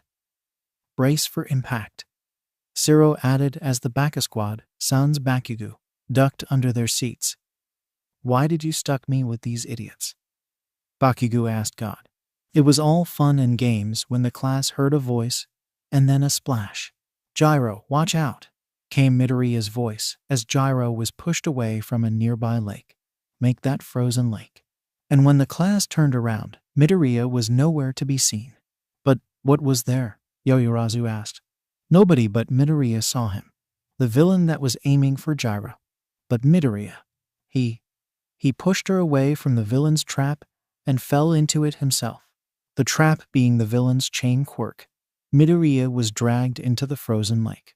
He died while saving me, Gyro said, who could only stare at the screen. Legitimately something Midoriya would do, Shinsu said. How long was he down there when Asui and Yaoyorozu went to help him? How long did it took the others to comprehend what happened? How long did it take Ashido to get the teachers? Answer. Only one. Enough time for Midoriya to lose his ability to breathe again. I can't believe. It's all my fault. Mido, I'm useless, Ashido said as she saw what happened. We were all useless, Mina. We were all useless, Asui said, lowering her head. Even though Asui got Midoriya back on the surface and Yaoyorozu fought the villain, he was not breathing. He was cold, pale, and still. Ida immediately stepped in and started to perform basic CPR and kept on trying to bring his green-haired friend back to breathing, but in vain. Everyone around was crying and sobbing. Ida gave him numerous rounds of chest compressions. Heck, he even tried mouth-to-mouth, but in vain. And it was when more than 15 minutes passed. Then the students came to a horrible realization. Midoriya Izuku was no longer alive. I don't want to be in that situation, Kaminari said. No one does, man. No one, Ajiro said. Drowning is one horrible way to die, Cementos said. Name a way that isn't, Midnight added. And now, there they were, sobbing as their friend was lowered into the ground, and they placed red roses over his grave. But 2 roses were white, and they were placed by Inko Midoriya and Katsuki Bakugu, as they were the only 2 familiar with the fallen boy's favorite flower. And I don't really know about his favorite flower. I just put it there. I honestly didn't know that, Uraraka said. As everyone left, Inko couldn't help but recall what Izuku said to her years ago. What could he say? Todoroki wondered. It was Izuku's 9th birthday, when he wished to go out with his mother. The sun was setting when they were coming home back. Izuku said something to Inko that left her surprised and confused. Mom, when I die, don't cry. Just look at the sky and say goodbye. Damn, that just did something to my heart, Kirishima said while crying. Everyone agreed with him, while some of them were also crying. Inko looked at the grave of her son with tears in her eyes, and then at sky. Goodbye, Izuku, Inko said as she looked at the cloudy sky. And then the screen blacked out. That was sad, Kendo said. Then prepare for more sad, Kirimiya yelled. No. Sorry, too late, Kirimiya exclaimed as she typed in a new set of codes. Then the search began once again. Searching multiverse scenario #6. Searching multiverse scenario #6. Searching multiverse scenario #6. Search complete. Loading multiverse scenario. Load complete. Emulating scenario. Emulation complete. Playing multiverse scenario #6. Patient #103. Patient 103? What the hell? Zero asked. Let's just watch, Gyro said. The screen showed a wide barren landscape. A black truck, with the words IQMA, or written on its right side in white, is seen to go through the barren area, and as it goes we see a large building with the same words above its entrance. What's IQMA? Kaminari and Hato asked. But something in that acronym caused Nezu to flinch and shiver in fear of something. Sir, are you okay? All Might asked. Ah, what? Yeah, I'm fine. I just need some more green tea, Nezu exclaimed as he, somehow, got another teacup filled with green tea. It stands for International Quirk Maintenance Agency. They keep people with dangerous and really unique quirks under their custody. No one really knows what they do to them.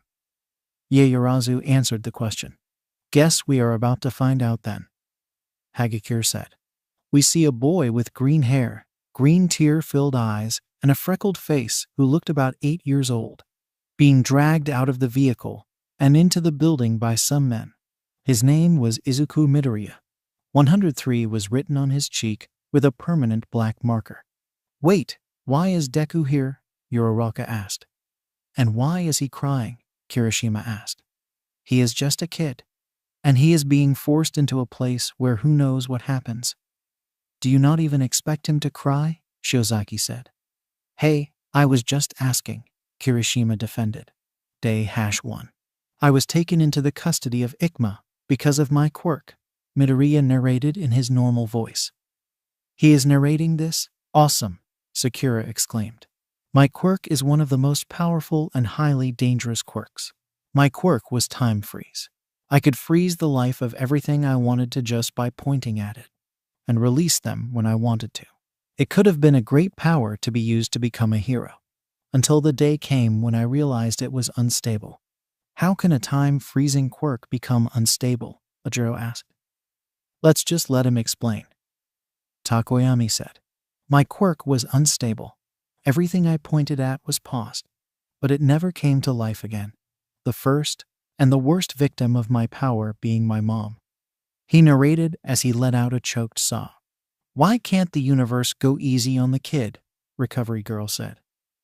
Yeah, we need something soft after this, Hatsume said. Hell no. Both Sakura and Akira exclaimed. As I was taken into the large building, I heard screams and cries of people, which terrified me more. I decided not to say anything for now. But as they stopped dragging me, I was shoved into a room where I found out what happens here, Midoriya narrated, as the screen showed the little boy in some sort of lab. There he was strapped to a table, and a doctor started doing experiments on him. He injected him with different chemicals, and also took some of his blood to run tests on it later.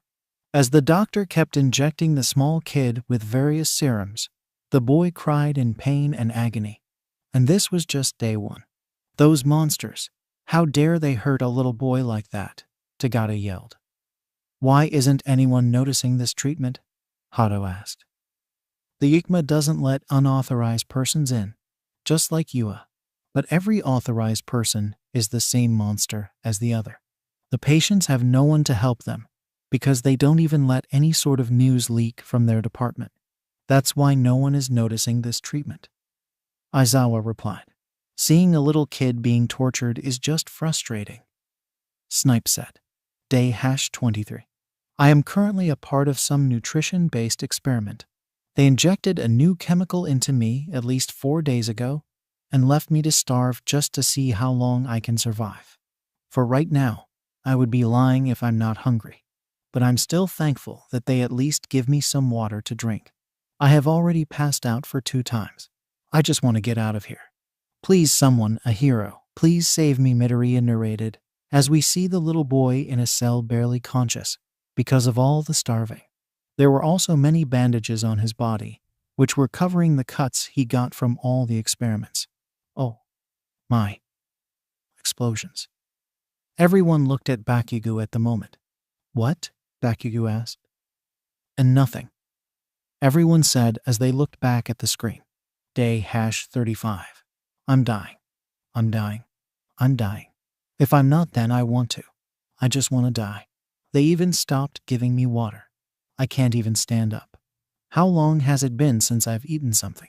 I think maybe 18 days. How old am I? I don't remember. Maybe it was 8. What was my name again? I don't remember.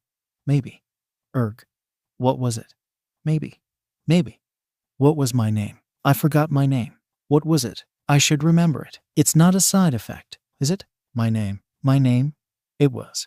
Ha, I know. My name is 103, Midoriya narrated, as we see the little greenette smiling faintly before passing out again. Please stop doing this to him. Ashido exclaimed as some of the audience were crying for the poor kid. This is not good. He thought 103 is his name. I can't believe this, Ida said. May you pourrir in hell, l'ennemi de mon ami Aoyama said. Amen. Day-63. The nutrition experiment went horribly wrong. I mean, people started to eat themselves. I was so scared when I first saw that. Thankfully, those who remained unharmed, including me, were taken to different cells, and finally, after what felt like a lifetime, we were given something to eat. I cried so hard that day. I bawled and called for my forever frozen mom and my unknown father. I screamed until my throat got sore. I was just so happy, I couldn't control myself. While at the same time, I couldn't help but feel sad for those who died in that experiment. Feel sad for those who lost flesh from their limbs. I couldn't help but feel an unstoppable urge to somehow help them. But I couldn't. I couldn't use my quirk to help them because I didn't have the courage to. I was so scared of myself. Please, save them. Please, All Might, save them. Leave me. But save them, Midoriya narrated as the screen showed the little boy mentally praying for others. My boy. I'm so sorry. If only I could just come there and help you. All Might said. That poor little thing, praying for others before anything. Recovery Girl said as she wiped a tear of her eye. Is there really no one to rescue him? Uraraka asked. Day-87. Today, I made a friend. First one after Kaken. We even share the same cell, Midoriya narrated happily. God, his innocence level is too high, Hagakure exclaimed. He is just too happy to have a friend. Todoroki said. But who? Kaminari asked. The screen shows the little Midoriya in a cell talking with his new friend. His friend had the digits 104 written on his forearm. What's your name? Midoriya asked innocently. My name is Nezu. And you are? Nezu asked. I'm 103, Midoriya replied while smiling brightly. Principal Nezu. Oh my God, were you experimented by them too? You shouldn't be asking this stuff. Nezu said. Day-117. Today Nezu had told me his plan to get out of here, Midoriya narrated.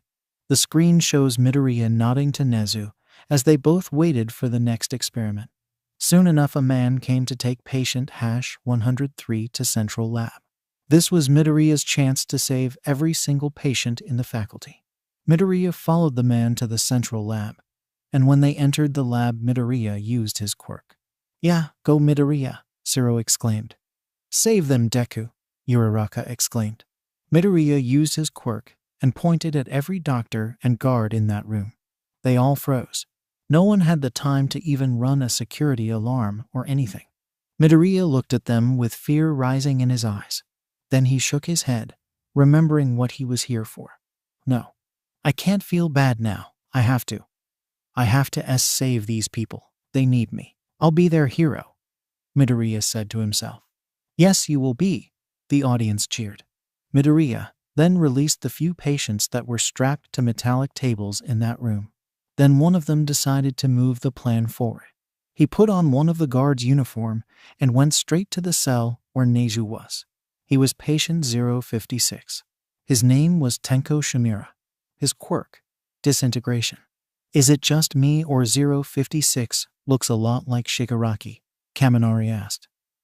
He does looks like him, Gyro replied.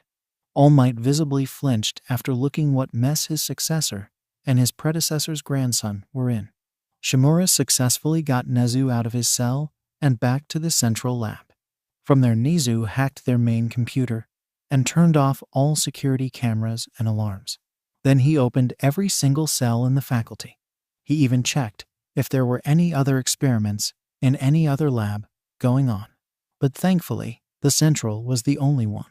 Then he opened the main gates and directed every patient to the way out of the hellish prison via microphone. Is no one noticing their escape? What a pathetic faculty. Monoma said. Why can't you let us enjoy good moments, Monoma? Kendo asked. 104, don't you think it's a little risky to announce our escape like that? Shimura asked. Don't worry, young man. I've got 103 to freeze every guard and doctor in the faculty. For a side note, you can call me Nezu. Nezu replied. Yeah, okay, Nezu. But he is just a kid. Don't you think it was dangerous to send him alone? Shimura asked. Don't worry. He is a brave boy. He will be. Oh, look, there he is, Nezu said as Midoriya entered the room.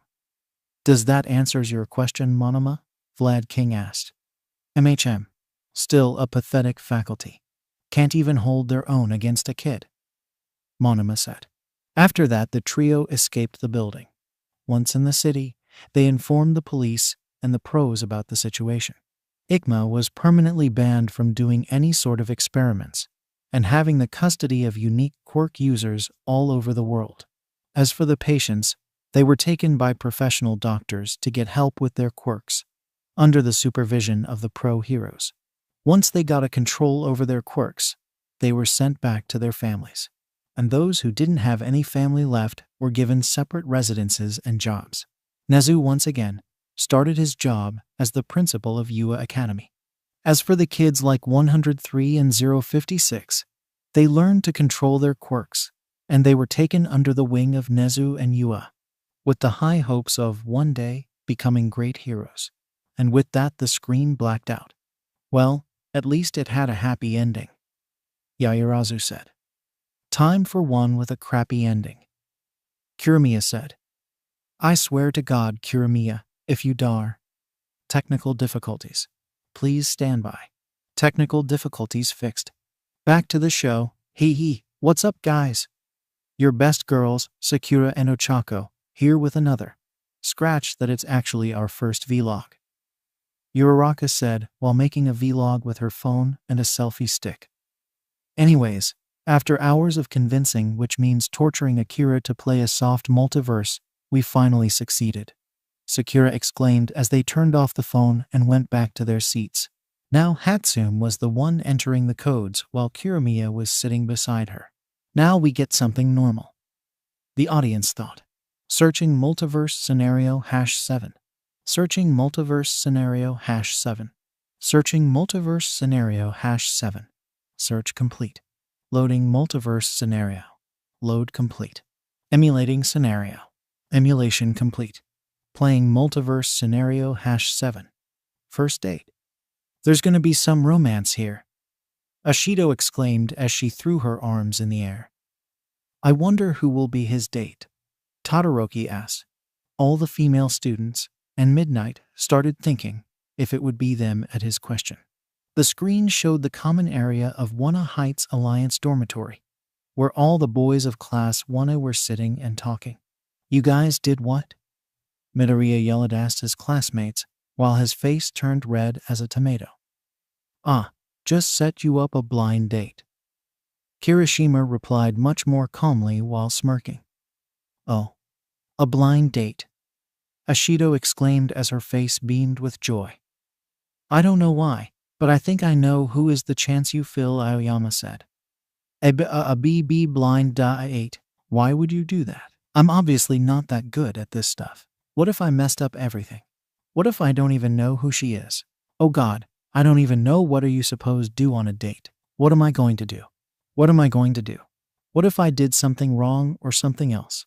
This is going to be a total train wreck. Oh man, I'm going to mess up badly. What if an accident happens? I don't even know anything about girls. I barely even talk to our classmates without stuttering. What am I going to do? And Midoriya kept on muttering nonsense. Typical Midoriya. Dude, Midoriya. Chill, man, Kaminari said as he tried to stop Midoriya from muttering continuously. This is why you can't get yourself a girlfriend, damn nerd, Bakugo said. And what about you, Bakugo? You are single too, you know. Zero said teasingly. None of your shitty business, and I prefer single, tape arms. Hoof. Hoof. Okay. Calm down. Now, will someone kindly tell me what to do? Midoriya asked. Gladly. His classmates replied. Meanwhile, at Lunch Rush's cafeteria, all the girls of Class 1 were talking. You guys did what? Uraraka yelled at her classmates. Just set you up a blind date. Hagakure replied. Has crashed. Oh, my. Crippling anxiety attack. Everyone looked at Shinsu at the moment.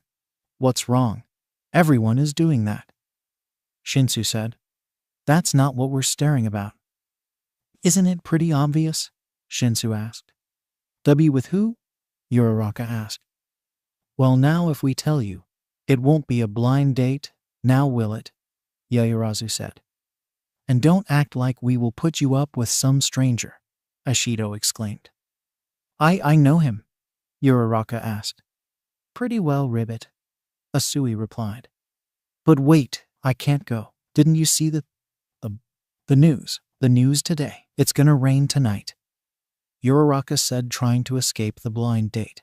That'll just make it more romantic. Okay. Now what do I do? Uraraka asked as girls started talking about preparing her for the first date with her first crush. Uraraka has a crush on Midoriya. I totally saw that coming. I knew it from the beginning, Aoyama said, while the said girl was hiding her red face in her hands, resulting in her to float around the auditorium uncontrollably. Time skip. Back at the boys, they were telling Midoriya about what they have planned for him. Okay, so I'm supposed to meet her at the cafe you named earlier, Midoriya asked. Yup, and you have to be there at exactly 6:30. Yeah, 6:30. Zero said, and everyone in the room went silent. What is this silence implying? Ida asked. You mean like in 10 minutes? Sato asked, breaking the silence. Oh, 10 minutes? Midoriya exclaimed. Nice timing you set there for your friend's first date, Zero, Kaminari said. Hey, it's not my fault, Zero replied. Midoriya tried to run towards the said cafe, after putting on some decent clothes as fast as he could. But when he got out of the dorms, he was immediately called back by Ojiro, who reminded him about the roses he left on the common areas table. After picking up the roses, Midoriya ran out of the dorms, but was again called back by Todoroki, who told him that he forgot his phone. Third time, Midoriya ran out of the dorms. He was called by Ida. Now what? Midoriya asked. You should be back before 10, understood? Ida said, doing his robotic gestures. Seriously, Ida? I am the class rep. I have to make sure about it, okay? Ida said. But you don't have to be our mom. Fine, geez, Midoriya said as he ran to the cafe. A few minutes after Midoriya left, Uraraka came out of the dorms in a pink knee-length dress and headed towards the same cafe, while the remaining class 1 watched her as she went out. We are totally going to spy on them, right? Hagakure asked. Oh, we are totally going to spy on them, Ashido said. I would have done the same thing, you know. Ashido said, while was still not functioning properly. Midoriya reached the cafe by 6:40, as it was quite far from the dorms. As he entered the cafe, he went and sat on the table his classmates guided him to. For some reason, it was next to the largest glass window in the cafe. Midoriya waited for some time when he realized he wasn't the only one late. Was this some kind of joke, he thought? Of course not, bro. Jokes like that aren't manly, Kirishima exclaimed. A few minutes later, Uraraka rushed in the cafe, mumbling apologies for being late to no one. Midoriya saw her, and his face turned even redder than before that he hid his face behind the menu that was laying in front of him on the table. He is so cute when he is embarrassed. The girls, sans Uraraka, whose system was still crashed, said. Uraraka came and sat next to Midoriya, whose face was still hidden. Uraraka was also blushing and was pretty nervous, but still she was the one who started the conversation. So, are why you okay? Uraraka asked while stuttering. Then, from behind the menu, a mop of green hair raised a bit to answer her, and she got the whole idea. Yeah, Midoriya replied. Deku. Hi, Uraraka. And both of them were totally red. Is it just me, or is Midoriya really looking like a strawberry? Hato asked. Definitely a strawberry. Oh my god. Deku, I didn't even knew. I mean, did you? Oh my god. What am I saying? Uraraka exclaimed. Hey. It's all right. You know. I'm surprised too by this. Midoriya said, trying to reassure her. But, Midoriya said as Uraraka looked up at him. Both of their faces were beet red. But what? Uraraka asked. But I'm kinda glad. I'm really glad that you're here. Midoriya said. Huh? Really? Uraraka asked, and Midoriya nodded shakily in reply. I'm glad too, that you're here. Uraraka said. HRNGH, why are our counterparts missing this scene? I love seeing these two together so much. The we ship is watch a squad, namely everyone exclaimed.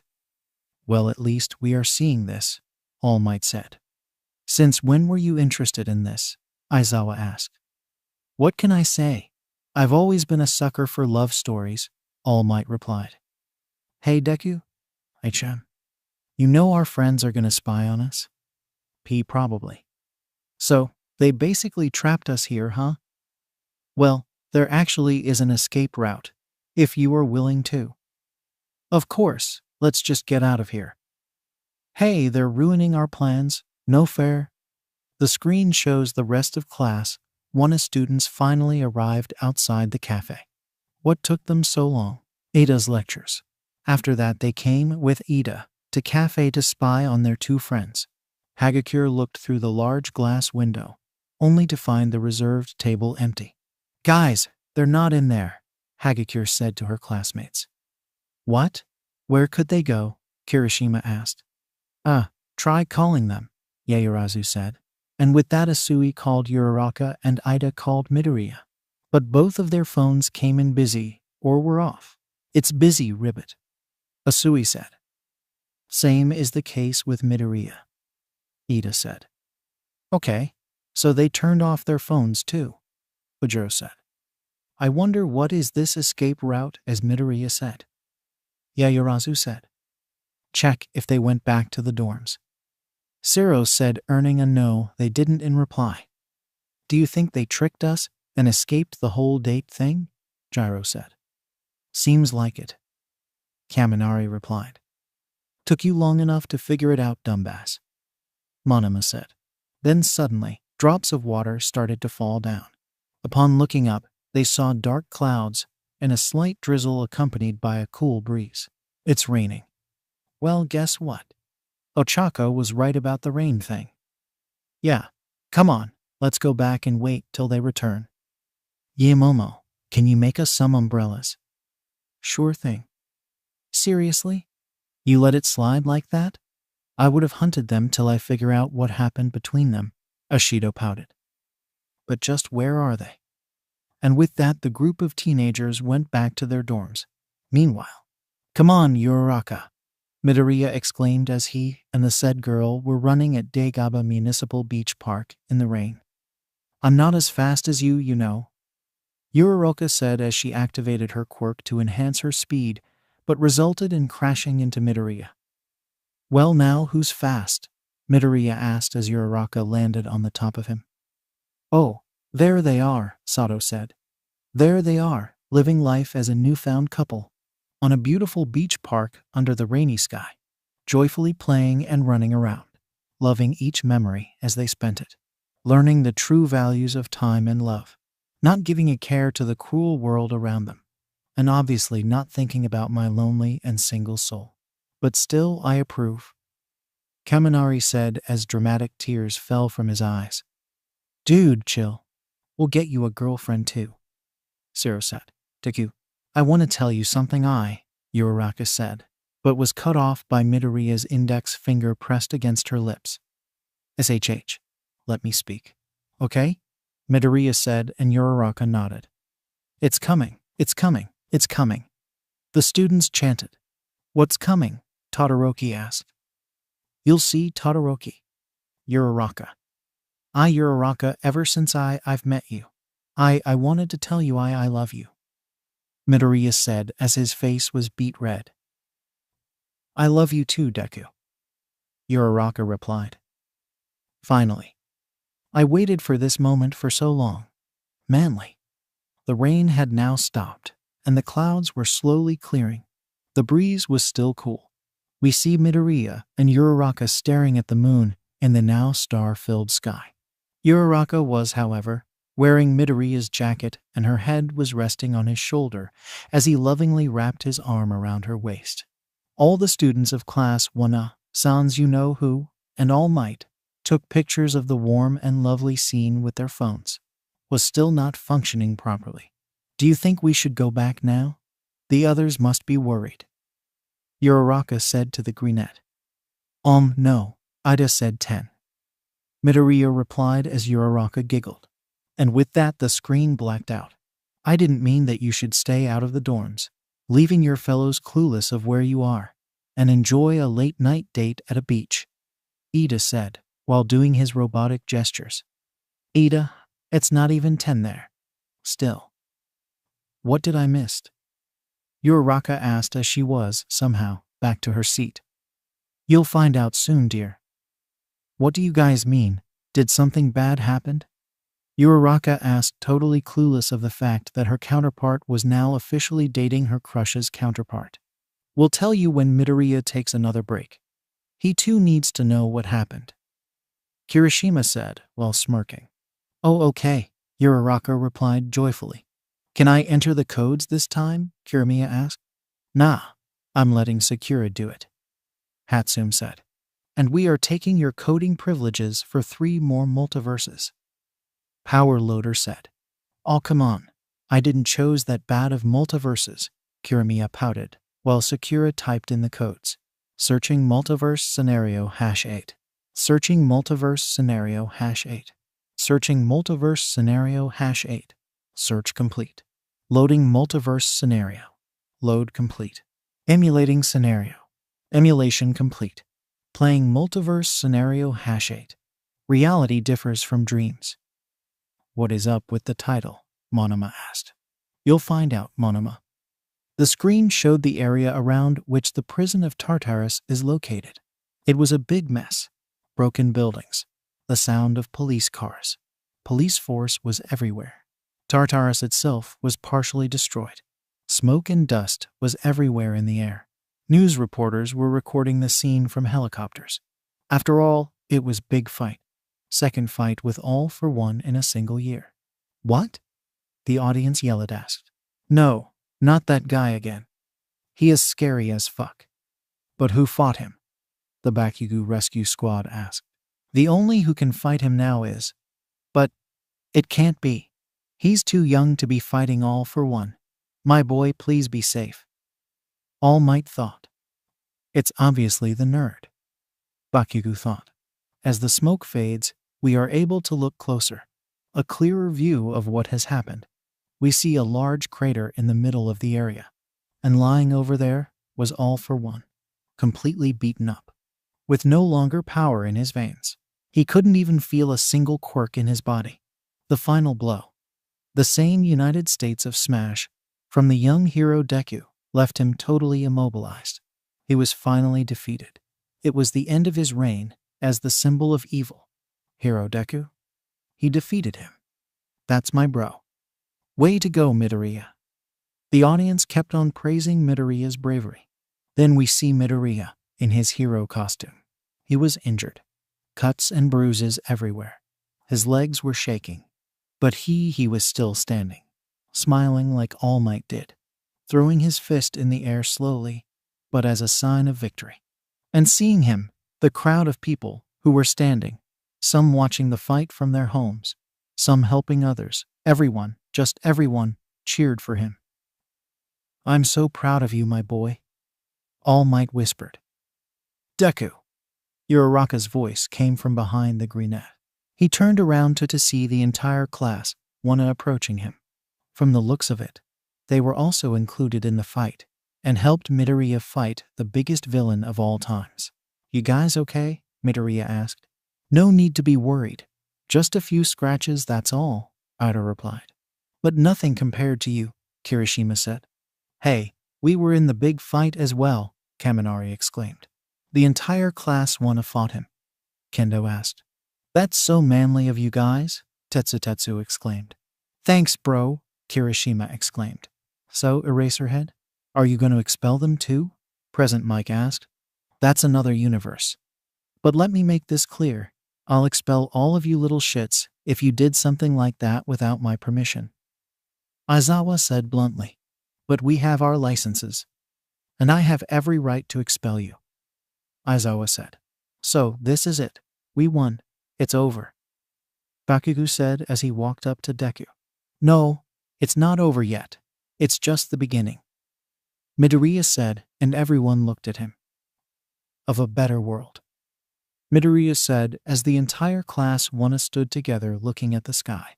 And imagine you can become a hero Ost playing in the background. Why does it feel like the end of an anime? Hagakure asked. I don't know. But with all the facts considered, Midoriya is like an anime protagonist. Shiro said. Next thing you tell me that we are in a fanfiction. Ashido said. Oh please, that's ridiculous, Gyro said, rolling her eyes. From the distance, we can hear literally everyone cheering and repeating the hero named Deku. Midoriya closed his eyes for a while and took a deep breath. He had completed the task he was chosen for. He has ended what started 9 generations ago, and he couldn't have done it without his friends on his side. The frantic screams and shouts of people was replaced by the cheers of his hero name. Deku. Deku. Deku. Deku. Eku. Ku. You. And the voices began to fade away. Wait, what? The audience was confused. What's that supposed to mean? Todoroki asked. Let's just watch.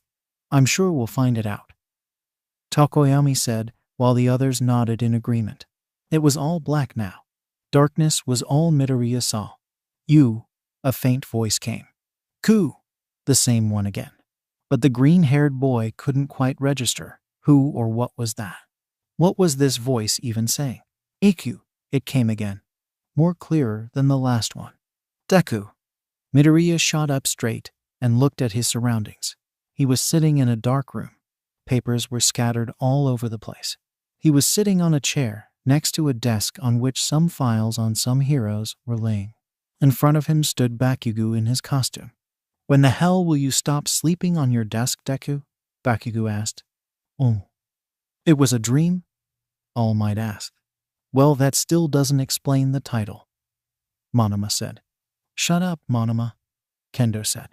But what's up with this place? I've never seen it before, Ribbit, Asui asked. Hey, Bakubro, you know anything about this? Kirishima asked. Of fucking course I don't, Bakugo replied. Yeah, sorry about that. Midoriya then stood up and checked the time. Now, as we look clearly, Midoriya is wearing a dark green vest over a white dress shirt, and the sleeves of the shirt were rolled upwards, with a red tie. He was wearing matching dress pants and his signature red shoes and black gloves. Is everyone here? It's time for the mission. Midoriya asked Bakugo. Everyone is on their positions. We are just waiting for you. Bakugo replied as the duo walked out of the room. They were in some sort of underground base. Args, what's going on? Hato asked. No idea. Tagata replied. Maybe they're just going to capture a villain. Yaoyorozu suggested. Midoriya's appearance is making me think something else. Shoji said. You know, I had a weird dream. Midoriya said as the two were walking towards an elevator. And what was that about? Bakugo asked as he pressed a button, and the door of the elevator opened. We were pro-heroes, and we defeated All for One. We were saving people, Kaken. Midoriya replied as the two stepped in the elevator. The doors of the elevator closed afterwards, taking them to their destination. PFFFT, we. Pro-heroes. Well, that's fucking pathetic. Bakugo laughed. Everyone went quiet on hearing what Bakugo said. They weren't heroes here? Does that mean they were villains? I knew this was coming. Shoji said, lowering his head. Great, just great. First it was just Midoriya. Now we all are villains, Sato said. Now the title is explained, Monoma said. I know, right? The world's most dangerous villain team as heroes. Just imagine, and it'll make you explode. Midoriya said as the two stepped out of the elevator, and now they were seen on the top of a building in Hasu. Just in front of them stood the rest of class, one of students, fully armed. Most dangerous villain team? Mainta stuttered. Oh, you gotta be kidding me, Ajiro said. I don't like the sound of it. Hagakure said. Everyone kindly take your positions, the mission is about to begin. Midoriya said, and everyone nodded as they readied themselves and scattered to the locations Midoriya told them earlier. You too should take your seats, heroes. The show is about to begin. Midoriya said, looking at the peaceful city in front of him. What is he talking about? Ida asked. I don't know what exactly they're gonna do, but I bet it won't be pretty good. Gyro said. Time to say goodbye to the world endeavor. Midoriya smiled, and the screen blacked out. Cliffhanger. Everyone went silent on hearing the fact that they planned to kill Endeavor. I wouldn't really mind that, though, Todoroki said, and everyone looked at him awkwardly, not knowing his history with his father. I think we should just continue. Hatsume said. Yeah. Searching multiverse scenario #9. Searching multiverse scenario #9. Searching multiverse scenario #9. Search complete. Loading multiverse scenario. Load complete. Emulating scenario. Emulation complete. Playing multiverse scenario #9. Dragon Quest. The screen showed a wide clearing in a green forest. There was a small stream of water flowing towards north from south. A white horse is seen to be drinking water from the stream. The owner of the horse petted him. The owner appeared to be a certain half-white and half-red-haired person. He was wearing a white and blue royal dress, and there was a sheathed sword connected to his belt. His name was Shoto Todoroki. Todoroki. Whoa, man, am I seeing okay, or are you looking like a prince? Kirishima asked, while the said boy was only interested in observing the beautiful white horse. Is this some kind of play? Yaoyorozu asked. Looks more like the medieval era to me. Gyro replied. A little away from him, near the trees, stood Tenya Ida dressed in a silver-white knight armor. He looked as if he was guarding his friends. On the grassy ground in the middle, two people were sitting. Izuku Midoriya, who was looking at a map and a compass, and Ochako Uraraka, who was sitting beside him. Midoriya was wearing a green vest over a white shirt and dark blue pants, white gloves, and his signature red shoes with a brown satchel slung around his shoulder and a sheathed sword on his brown belt. Uraraka was wearing a tan gown and a small maroon shawl around her neck, brown leggings, and a pointy wizard hat. She was holding a wooden staff, which had a red jewel on its top. You all look so cool, Ashido exclaimed. Thanks, Mina, Uraraka replied. Guess what? I think it is the medieval era. Yaoyorozu said. Let's see, Todoroki is a prince, I think. Ida is a knight. Midoriya looks like a traveler, and Uraraka is something like a mage. Am I right? Ojiro asked. Absolutely not. It's obvious that I am meant to be the prince, Mon Ami Aoyama said. You done yet, Midoriya? Ida asked the green-haired boy. I think we should progress towards the northern region. I'm sure that we'll find the fire ravine there. Midoriya replied as he closed the map. Then let's get going. Todoroki appeared beside them. But wait, we also have to inform the others about the direction, Uraraka reminded them. At least someone remembers us, Shiro said while fake crying with Kaminari and Ishido. Huh? Don't worry, Uraraka. I think Takoyami's dark shadow will be able to take them to the correct location, Midoriya said. Plus, they have Yayurazu and Asui. They both know nearly every route. Ida added. And we only have Midoriya who knows anything about routes. Todoroki sighed as the said boy chuckled and rubbed his neck nervously. I was correct. Midoriya is a traveler, Ojiro said. Does that mean Yaemomo and Sue are also travelers? Uraraka asked. Guess we'll find out soon, Kendo said. With the direction decided, the four started their journey towards the north in order to find the lost fire ravine. They remembered clearly that why they were going there.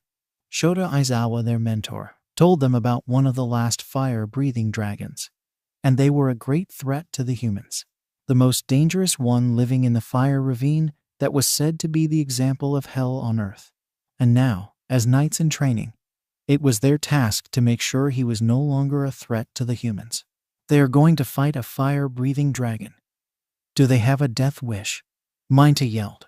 Actually, we all are going to fight the dragon ribbit, Asui said. This class keeps pushing me towards my death. Minta yelled as he started biting his nails. There's no hope for you, Shiro sighed. Yeah, plus it's not like we don't have our quirks here, right? Kaminari added. Time skip. The sun was setting. The four teenagers were now seen at a little distance from the so-called fire ravine, and there was no doubt that it was an example of hell on earth. The red-colored mountains around were dry and crusty. Lava was flowing in its depths in the form of a river. The temperature was high, and it wouldn't be a surprise if the rocks there were on fire. Here we are, our destination, the fire ravine, Midoriya said as he looked at the said place. Oh, my. Book of Nak. Minta was cut off by Shiozaki. Holy Book of Bible, praise the Lord, amen, Shiozaki exclaimed. Yeah, and it's hella scary. Came a fifth voice from behind them. They turned around to see Kaminari, who looked like a gunman, with the rest of the class sans Bakugo and Kirishima, but hey, no one noticed. When did you guys come? Uraraka asked. Just a few moments ago. Takoyami replied, who was petting Dark Shadow, who appeared to be an abnormally giant black bird. Is that really me? Dark Shadow came out and asked. Yes, it is. Takoyami replied. Okay? It's like we don't have any quirks, but we somehow have our somewhat powers, and we are going to fight one of the most dangerous creatures. Go figure, Hagakure said. But I look cool though, Kaminari said. Now that we all are here, we shouldn't waste any more time to end this task, Yaoyorozu said, who was wearing a pretty revealing knight armor. Minta and Kaminari looked at the screen with dreamy eyes, and they were drooling. But it didn't last long as Gyro stuck both of her earphone jacks into their heads and shocked them, making them stop from looking at her friend like that. The group of teenagers then made their way bravely to the habitat of the dragon. They had troubles throughout their way to the top cave where the dragon was. Like when they were walking on a weak and old bridge, Minta accidentally got his leg stuck in the wood of the bridge. A few frantic moves, and then the bridge broke, resulting in Asui and Shiro to help their fellows to the other side. Next thing, they were halfway from the top when suddenly they heard rumbling, and then the rocks resting on the upper layer of the ravine fell on them. But thankfully, Uraraka knew her trick.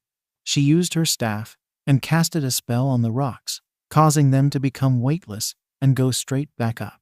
Thanks, Ochako, Asui said. Ah, it was nothing, Uraraka replied. My quirk is a magic spell? Uraraka questioned. That's actually really cool, you know, Sakura said. Thanks. At last, they reached their destination, the uppermost cave of the fire ravine. But as soon as they entered, they were left utterly confused and shocked. There was the dragon, and Kirishima and Bakugo was sitting on the dragon. What the? Huh, get bent. Losers, I rule, Bakugo yelled. Ooh, what's going on here? Gyro asked. Simple. I fucking defeated the damn dragon alone, Bakugo yelled. But how did you guys even find him? I mean, you guys were like right behind us, Ashido askadilled. Yeah, we need answers. You see, me and Bakugo got separated from you guys, and we got lost from the northeast 80th route. And get that? Next thing we just walked straight and ended up here. Kirishima explained. Seriously. Dumb luck. We almost died in the way. And you got there like, oh, we got lost. Oh, there's the dragon that got lost, really. What can I say? I was born awesome. Bakugo shrugged. Then, why didn't you finish it off yet? Ida asked. Finished off what? Bakugo asked. You know, the dragon. Uraraka clarified. He's my fucking pet now. Bakugo replied, and everyone went silent. Are you serious? Sato asked. Does it look like I'm joking? Bakugo replied with a smug grin. Bakugo, he eats humans. Todoroki said. So, I can really leave him to eat Deku, you know? Bakugo said. Double why me? Shut up, nerd. And the screen blacked out. Zero coughed to drive attention. No matter what universe it is, Bakugo is always the number fucking one. You know who said that? I think we should take a break now, All Might said. Yeah, plus we need to tell something to someone, Ashido said teasingly, while some other students snickered. Yeah, you have to tell me about what happened in the last multiverse, right? Uraraka asked as the others nodded their heads. Then Hatsume unstrapped Midoriya from the chair, and everyone departed the auditorium to take a break. At Lunch Russia's cafeteria, Midoriya and Uraraka both spat out their drinks, and their faces were absolute beet red. WW what? They asked in a union. Yup. The rest of the class replied. WW was DD dating. They both were cut off by Kirishima and Ashido. Your crush. They both said. Crashed again. Is muttering understandable nonsense. They were meant for each other. Even All Might approves. I can see my beautiful future nephew and niece playing together. At least I can die knowing my ship has been sailed. Oh, back to the auditorium. It took nearly an hour for Midoriya and Uraraka to get over the fact that they both were dating each other in another universe. After that, they decided that they won't talk about it right now. Actually, this decision was made between Midoriya and Uraraka only, while the rest of the class was planning a date for them after watching the multiverses. Now we see everyone on their respective seats, while Hatsume typed in the codes. Searching multiverse scenario #10. Searching multiverse scenario #10. Searching multiverse scenario #10. Search complete. Loading multiverse scenario. Load complete. Emulating scenario. Emulation complete.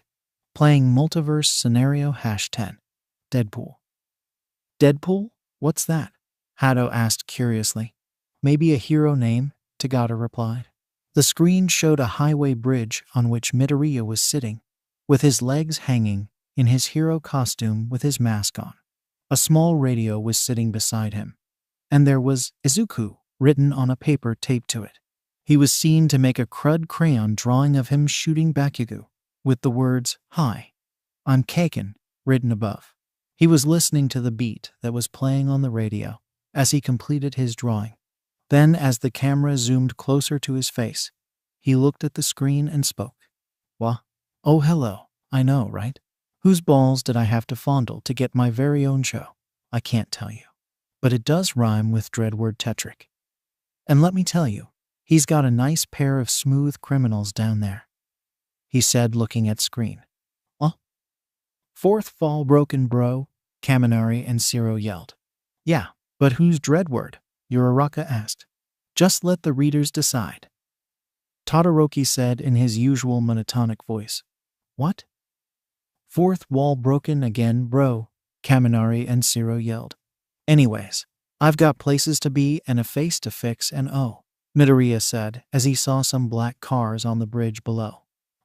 And bad guys to kill, he said, and the camera zoomed closer to show us a view inside one of the cars.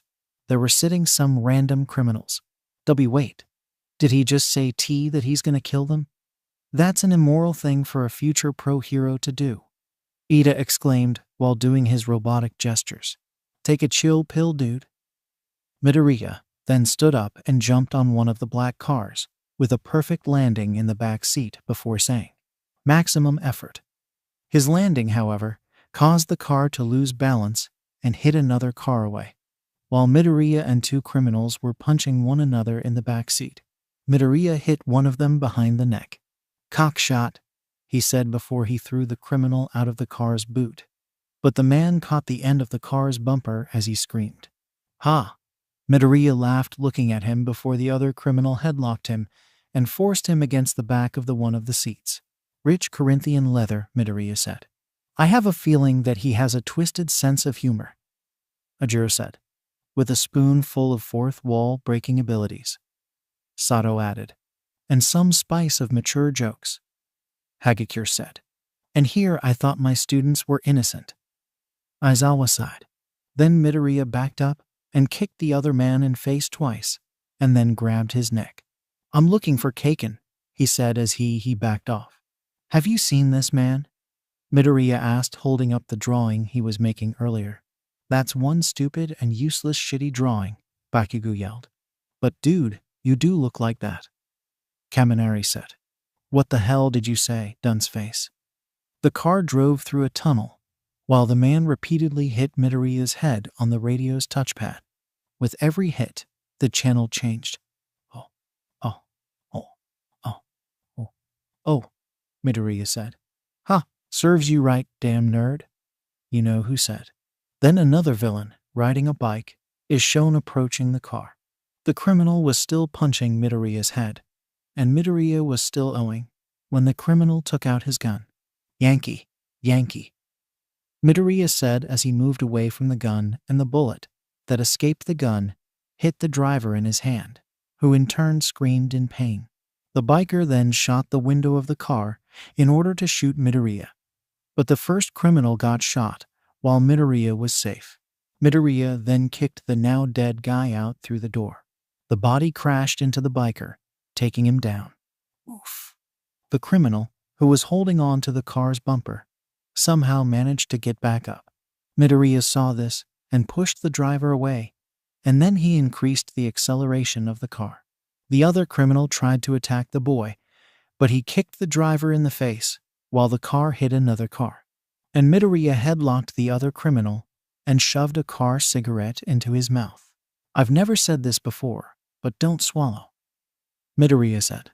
I'm kinda turned on by his dialogues, Midnight said as she licked her lips. Does no one care that my successor can get severely injured in that kind of fight? All Might thought. No, I don't think anyone does care about that, All Might. Recovery Girl replied, telepathically. Sigh. I thought that. Wait, what? All Might said mentally in surprise that Recovery Girl replied to him. Midoriya then saw another car approaching them, so he did what the most mature person on the planet would do. He, obviously, didn't do anything mature. He stuck his leg in the steering wheel and changed the direction of the car, resulting in the car to crash in another car and another, until it was total midair chaos. Then the screen showed the view in slow motion. Shit. Did I leave the stove on? Midoriya said carelessly. Then everything went back to its normal speed. We could clearly see that the motorcycle's chain cut off the biker's head, killing him, and one of the criminals hitting hard on the nearest billboard and then dropping below. The rest of the cars that contained more villains stopped right before the car Midoriya was in. But he was the only one alive in that car. Holy shit. Well, that just happened. Wow. How is this guy still alive? You'll get to know in part 2, Kirimiya said. Wait, what does that mean? Technical difficulties. Please stand by. Technical difficulties fixed. Back to the show. The screen played again. Oh, hello there, Midoriya said from inside the car. He was previously in, looking at the camera. Sorry. Studio Bones is really acting like an overused dildo today. Midoriya said. Studio Bones? I think it's an animation studio there. Really? That's what everyone cares about? If I would have said the same dialogue, you all would have killed me by your glares, Mainta yelled. We are not like that, Mainta. Gyro said. Yay, we wouldn't kill you for that. Yaoyorozu said. We would just throw you completely helpless and on the mercy of Satan in a burning dungeon, Ribbit. Asui said. Bakugo can play the role better. Siro added. You wanna die, tape arms? See. Oh, didn't realize earlier that we have some readers here too. Midoriya whispered to the screen. What readers? We are watching this, not reading this. Ida said. I have no idea what that means. Yaoyorozu sighed. Anyways, I still have some bad guys to kill, hey, Midoriya said as he tried to get out of the car, but he came to meet a bunch of villains shooting at him. He immediately ducked behind the car, and the bullets hit the car. He then slowly rose his hands up, but was again met by more shooting. Wait, he called out. All the villains stopped and listened to him as he again rose his hands up. You guys must be wondering why the red suit. It's so that the bad guys won't see me bleed. This guy's got the right idea. He's wearing brown pants. Midoriya said, pointing at the nearest villain. But they in reply started shooting again, and Midoriya ducked behind the car again. That is actually pretty surprisingly smart of a guy with a personality like him to use a red suit for that reason. Vlad King said. What about you, Vlad? Snipe asked. What? Vlad King was confused. Why do you wear a red suit? Power Loader clarified. I like the color, I guess. Fine. But I only got 12 bullets, so we gotta share, Midoriya exclaimed. He is acting like this is a goddamn game, Kaminari exclaimed. And that's what we love about this. Sakura said. The screen showed Midoriya's masked face as he pulled out 2 guns. Let's count 'em down, Midoriya said to the screen. Then he jumped up and did a flip as 2 bullets, with the numbers 11 and 12 written on them, escaped his guns and hit 2 villains in the head, killing them. What? Seriously? How can he do something like that? Oh, just suck my dick, viewers, Midoriya said. What? Everyone yelled. Rest in peace, fourth wall, Ashido said. Then another biker came into view, who tried shooting Midoriya, but missed. However, 1 bullet pierced through Midoriya's arm. He watched it as he heated up. Shit. He then saw the biker coming back at him through the bullet hole in his arm. Motherfucker, he cursed. I really feel like something so terrible has happened whenever Midoriya says a bad word or kills someone in these multiverses. Kirishima said. What are you talking about? It makes me feel really great and proud for some reason. Bakugo replied. Midoriya tried to shot the coming biker. 10. He counted, but his bullet missed. Shit. 9. He shot again, but he missed once more. Then the biker tried to shot him, but also failed. Shit. Fuck. 8. He missed again. He then jumped over a car in order to aim at the biker, but the biker was gone out of his reach. Bad Deadpool. He lowered his head, but then he shot and killed the villain behind him. 7. Good Deadpool. He shrugged. I can't believe this. This is so detrimental for his hero career, and he doesn't even seem to care. I cannot accept this sort of behavior, and especially not from Midoriya. This must be stopped. His actions resemble those of a twisted mercenary. It's unacceptable. Ida yelled as he did his robotic gestures. For Horikoshi's sake, I don't have time for your good boy bullshit, Ida. Midoriya yelled as he ran to avoid some bullets. Has been diagnosed by a severe malware in his boot sector. I have many questions. Todoroki stated. Like what? Are we watching him, or is he watching us? Midoriya jumped over a car and hid behind another one, while a villain tried to shoot him. But eventually the villain's gun ran out of bullets, so he stopped to reload.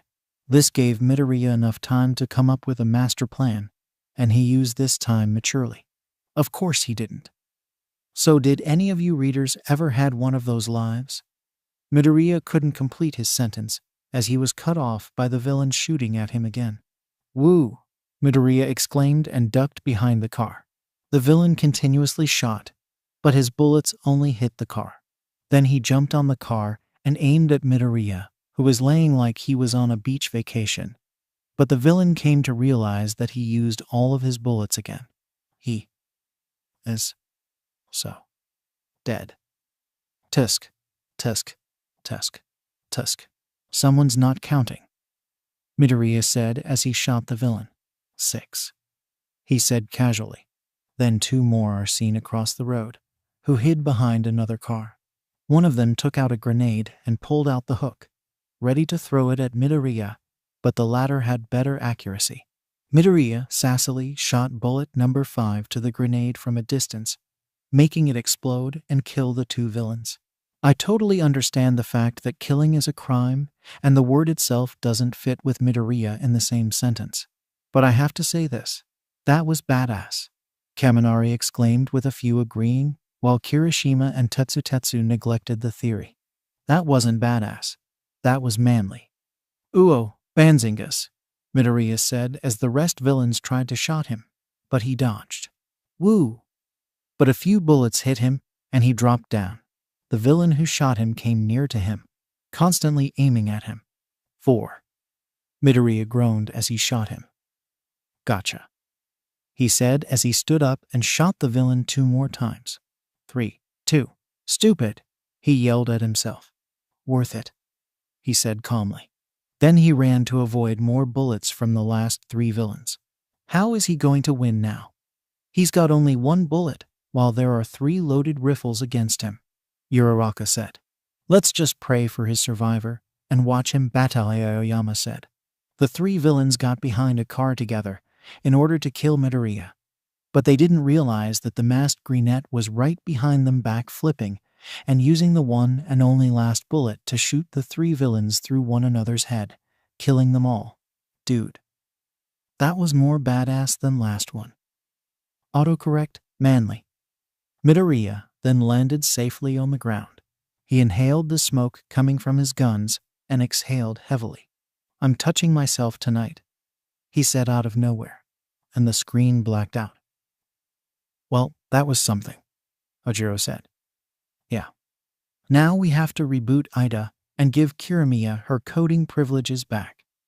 Finally. Finally, Kirimiya exclaimed. Yeah. Searching multiverse scenario #11. Searching multiverse scenario #11. Searching multiverse scenario #11. Search complete. Loading multiverse scenario. Load complete. Emulating scenario. Emulation complete. Playing multiverse scenario #11. Infinity War. Infinity War? Amazing. What else can we expect from you, Kirimiya? Hey, you don't know if it's good or sad until you watch it, Kirimiya defended. The screen shows a jet plane flying over a sea and then a deep forest. On the jet, we see Midoriya standing beside Tokoyami, who was piloting the jet. Drop to 2600 heading Zu30. Midoriya instructed.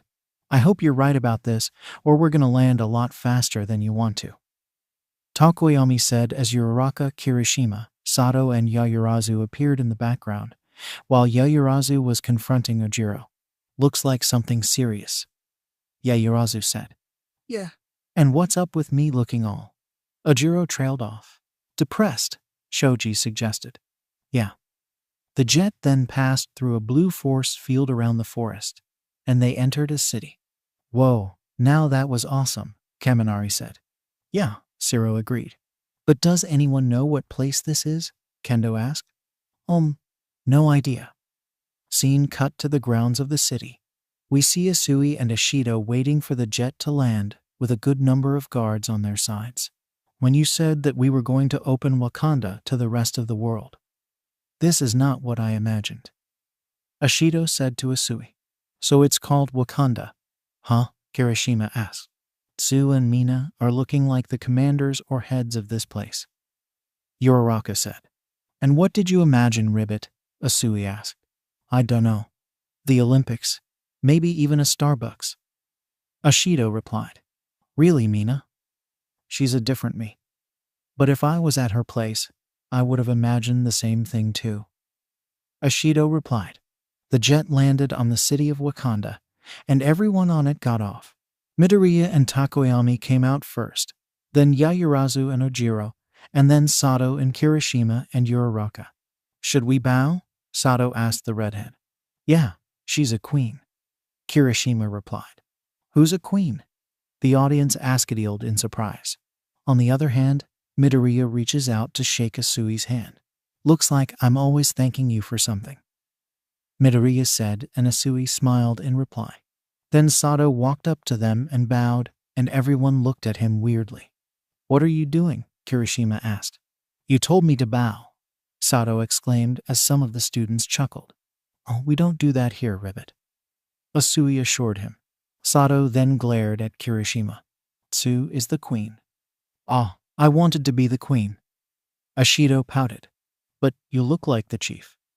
Fair enough. So, how big of an assault should we expect, Ribbit? Asui asked them.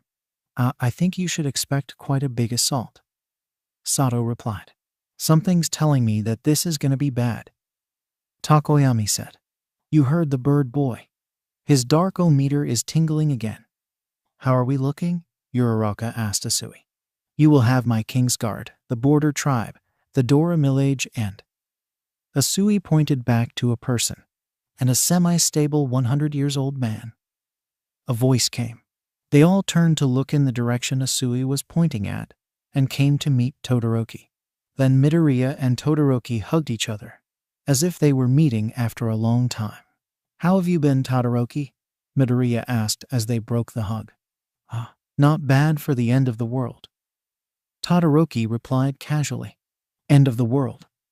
Minty yelled as he started biting his nails, but everyone ignored him.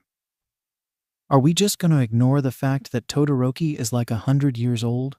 Sato asked. We'll confront him about his real age later. Hagakure and Ashido said. Okay. But I'm 60? We said later, Todoroki. The screen now shows a laboratory, which was in Wakanda apparently, where everyone outside was present. Apparently, it was Hatsume's lab. Ojiro was laying on an operation table, while Hatsume scanned a yellow-colored stone in his forehead. Hey, Ojiro? What's that thing in your head? Zero asked. I have no idea, dude. Ojiro replied. Everyone was stunned after seeing that yellow stone in Ojiro's forehead. So, do you really have it in your head? A curious Hato asked. No. Whoa. Sato said as Hatsume displayed the results of the scan holographically. The structure is polymorphic. Hatsume said. Right? We have to attach each neuron non-sequentially. Sato added. Since when did Satoi become the smart guy? Everyone including Sato asked. Why didn't you just reprogram the synapses to work collectively? Hatsume asked. Sato looked a little surprised at the question, while Ojiro stared at him weirdly. Oh, because we didn't think of it. Sato shrugged. I'm sure you did your best. Hatsume sighed. Can you do it now?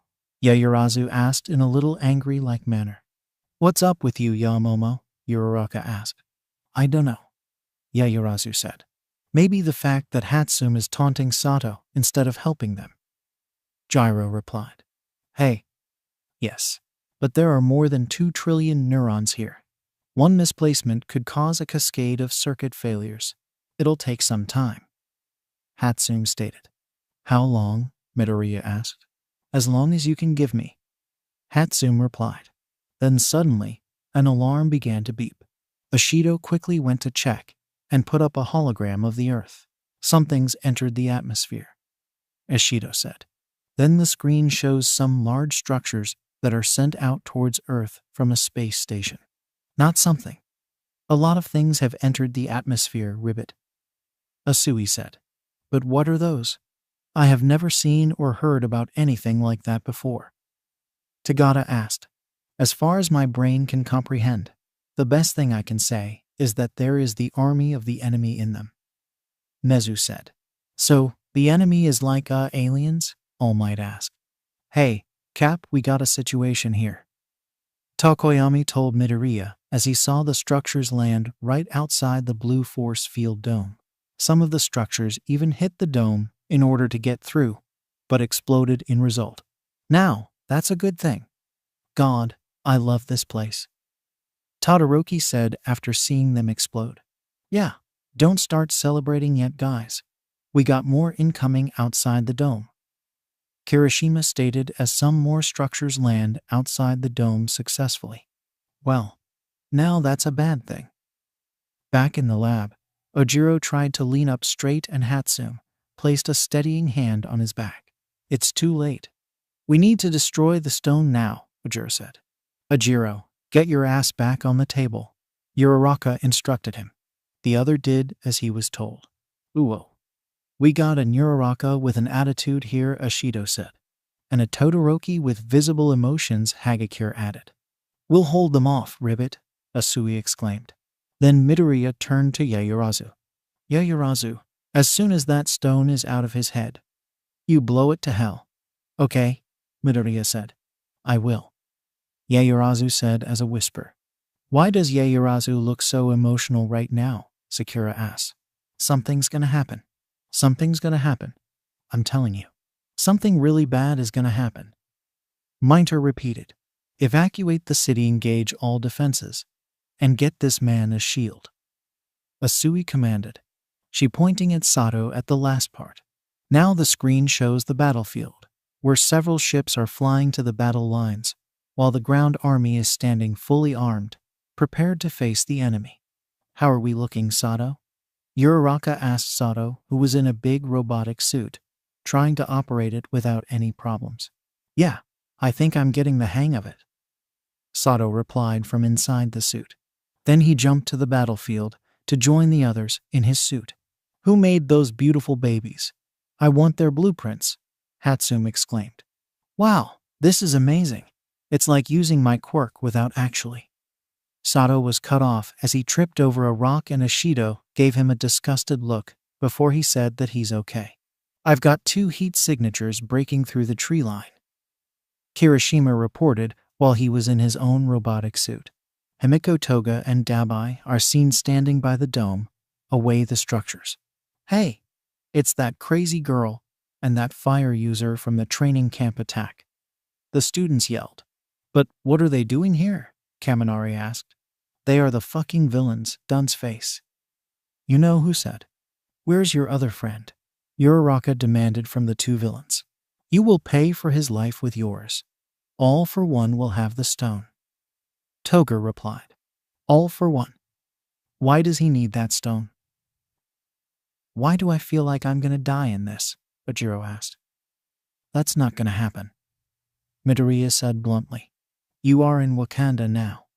All for one will have nothing but blood and dust now, Ribbit. Asui chimed in. Yeah. Tell them, you guys. Don't let him take that stone. We have blood to spare. Toga smirked as the structures behind her started rumbling, leaving some of the warriors confused. They surrender? Todoroki asked. Not exactly, Midoriya replied. What's happening? Tetsu asked. The war, Shiozaki replied. The alien army spewed out of the large structures, and Toga commanded them to attack. Then the aliens rushed towards the dome. What the hell? Todoroki asked. Looks like we pissed her off, Uraraka said. Age aliens tried to pass through the dome, but got themselves cut in halves, killing them. They're killing themselves, Ashido said. However, a few of them got past through the dome, but couldn't fight for the villains, as the heroes shot them down. You see the teeth on those things? Tokoyami said as he flew over the battlefield using a pair of robotic wings. I want blueprints, Hatsume said. Okay, back up, Tokoyami. You're gonna get your wings singed up. Kirishima exclaimed as he used the rocket boosters in his suit to fly over the battle line. Then he dropped grenades, destroying the front line. Bro, that's so manly of you, Tetsu exclaimed. I know, bro, Kirishima exclaimed. Cap, if these things circle the perimeter and get in behind us, then there's nothing between them and Ojiro. Sato stated. Then we better keep them in front of us, Midoriya said. How are we going to do that? Ashido asked. We open the barrier, ribbit. Asui said, and Ashido looked at her like she was crazy. Wait. If they open the barrier, then they will have to face all of them on their own, Ida exclaimed. Better than to leave them on Ojiro. Todoroki said. Asui turned to her calm and spoke. On my signal, open Northwest Section 17. Asui commanded. Requesting confirmation. My queen, did you say to open the dome? The Dome Control Center asked. On my signal, ribbit, Asui repeated. This is going to be the end of Wakanda, Kendo said. Kendo is here too, Class 1B exclaimed. I'm really glad that I'm helping them in this kind of fight, Kendo said.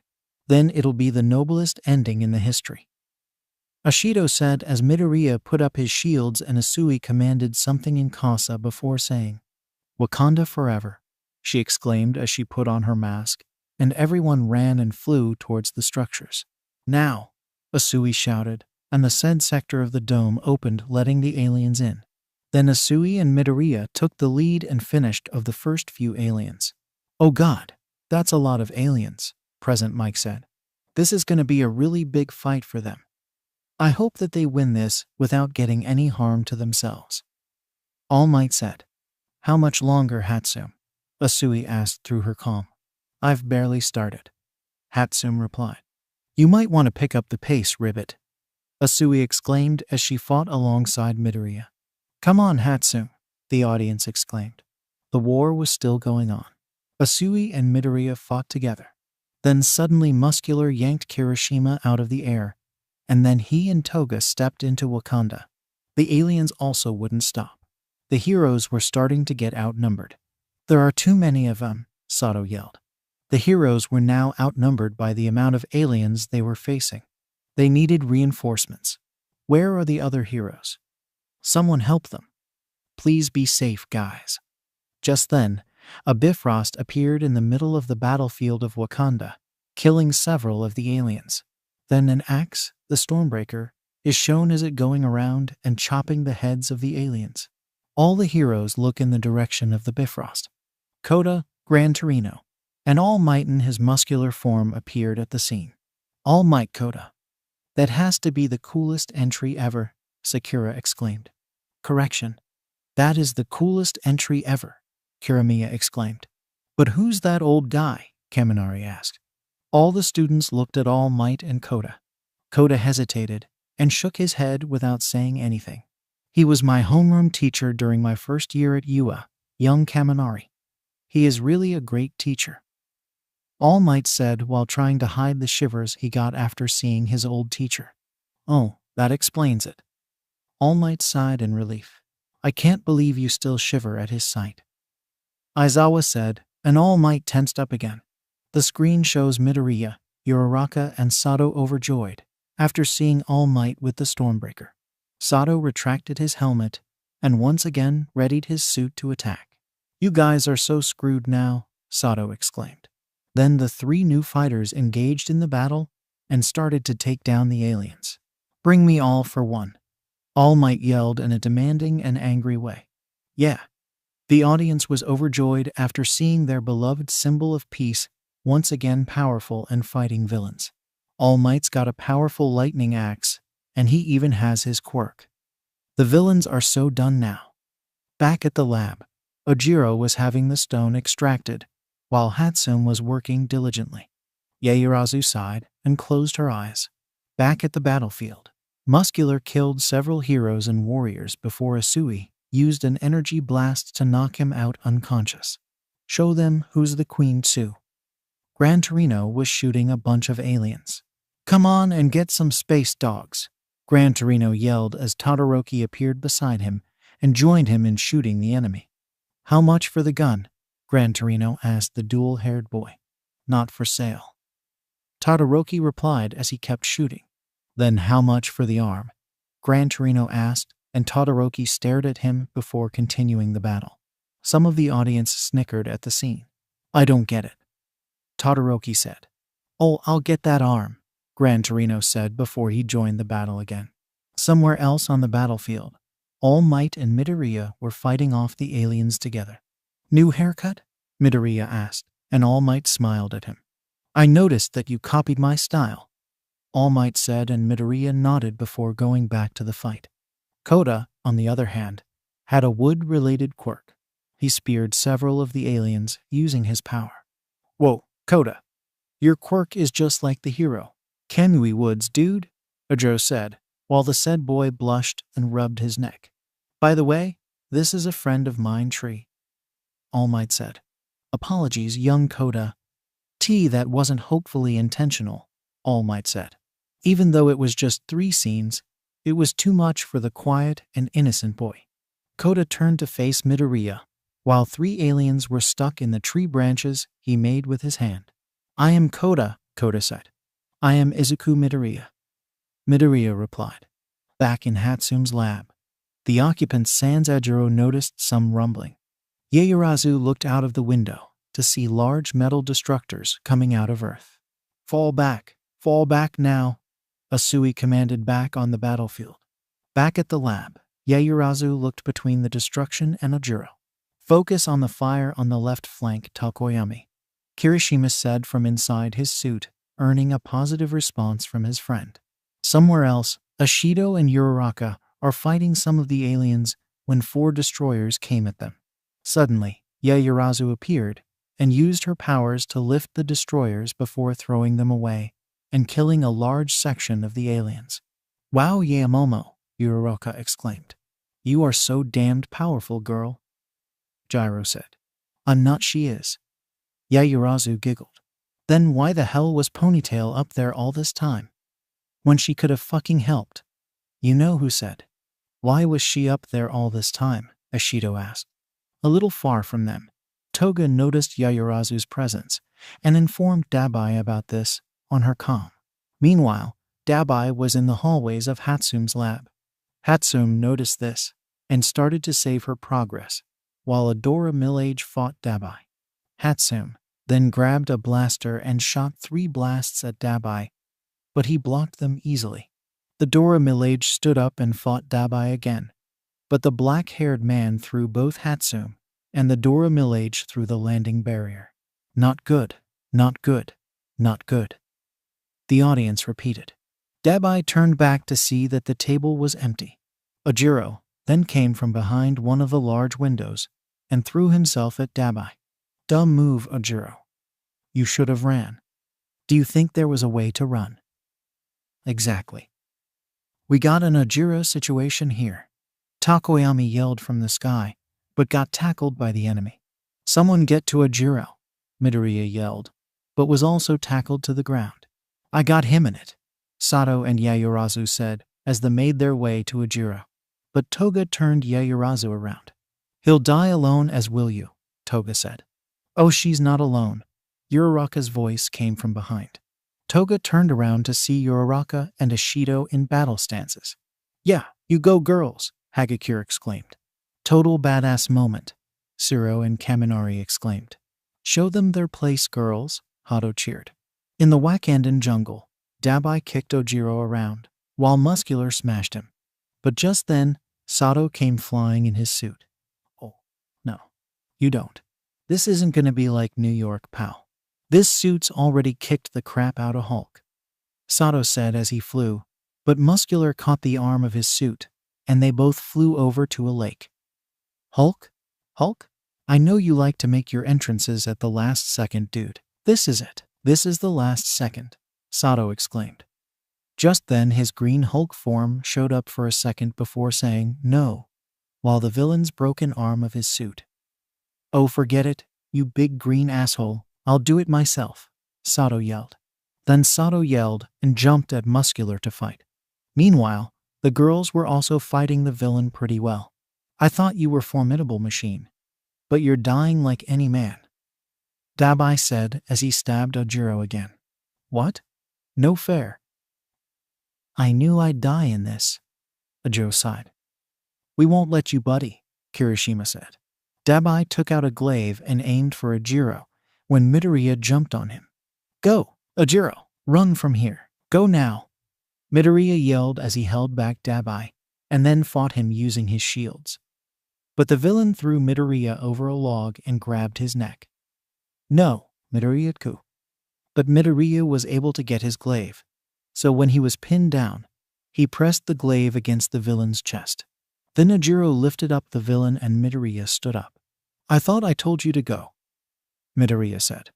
We don't trade lives, Captain. Ojiro replied with a smile. Earned respect level 3000. Kendo is seen to beat the aliens with a club while she chanted something in Kasa. All Might is also seen fighting the villains. Are you okay? Yaoyorozu came running towards Ojiro. But as soon as she came, the stone began to whine. Yaoyorozu placed her hand over Ojiro's face. What is it? Yaoyorozu asked. He's here, Ojiro replied. Midoriya felt an unnatural presence in the atmosphere. He turned to his comm. Who's here? Monoma asked. Weren't you paying attention, dumbass? Everyone on my position. We have incoming. Midoriya stared and everyone else was confused. Then a portal appeared behind Sato, and all for one walked out of it. Here comes the final fight. Ah, the feels are getting me, some of the students said. Cap, it's him, Sato said. Everyone prepared themselves once again for the final round. Eyes up, stay sharp, Midoriya instructed.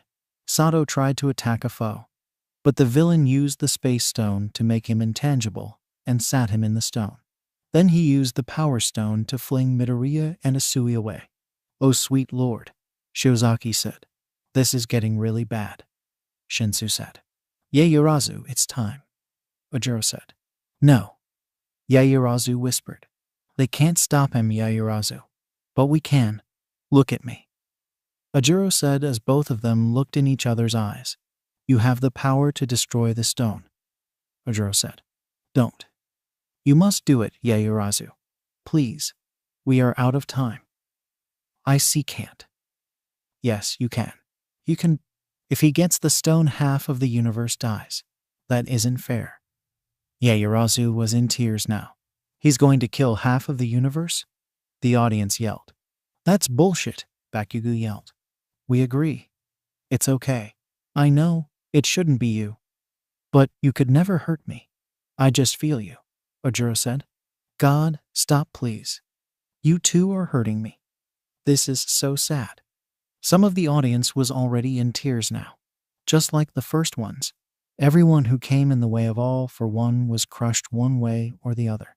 Yaoyorozu placed her hands right above Ojiro's head and used her power to destroy the stone. A foe reached them, but was held back by Midoriya, who fought him continuously. Save them, Mido, Ashido exclaimed.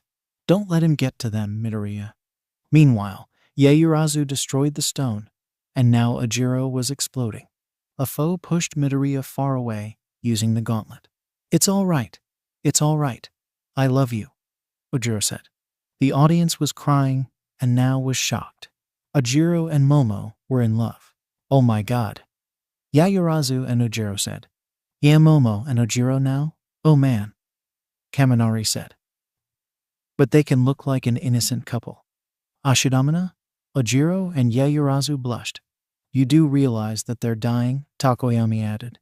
Even though, this is just too sad to be handled by Mon Kaur, Aoyama said.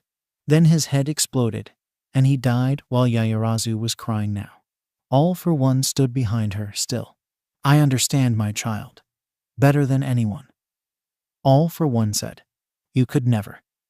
Today, I lost more than you can know. But now is no time to mourn. No time at all. All for One said as he patted her head, and then used the time stone to bring Ojiro back. No, Ojiro. The students yelled as they were now frightened by seeing what their other selves are going through. The teachers also couldn't help but feel guilty that they are not with their students at the most needed time. No. All for One smacked Yaoyorozu backwards and took the Mind Stone out of Ojiro's head forcefully. Then Ojiro turned into gray dust.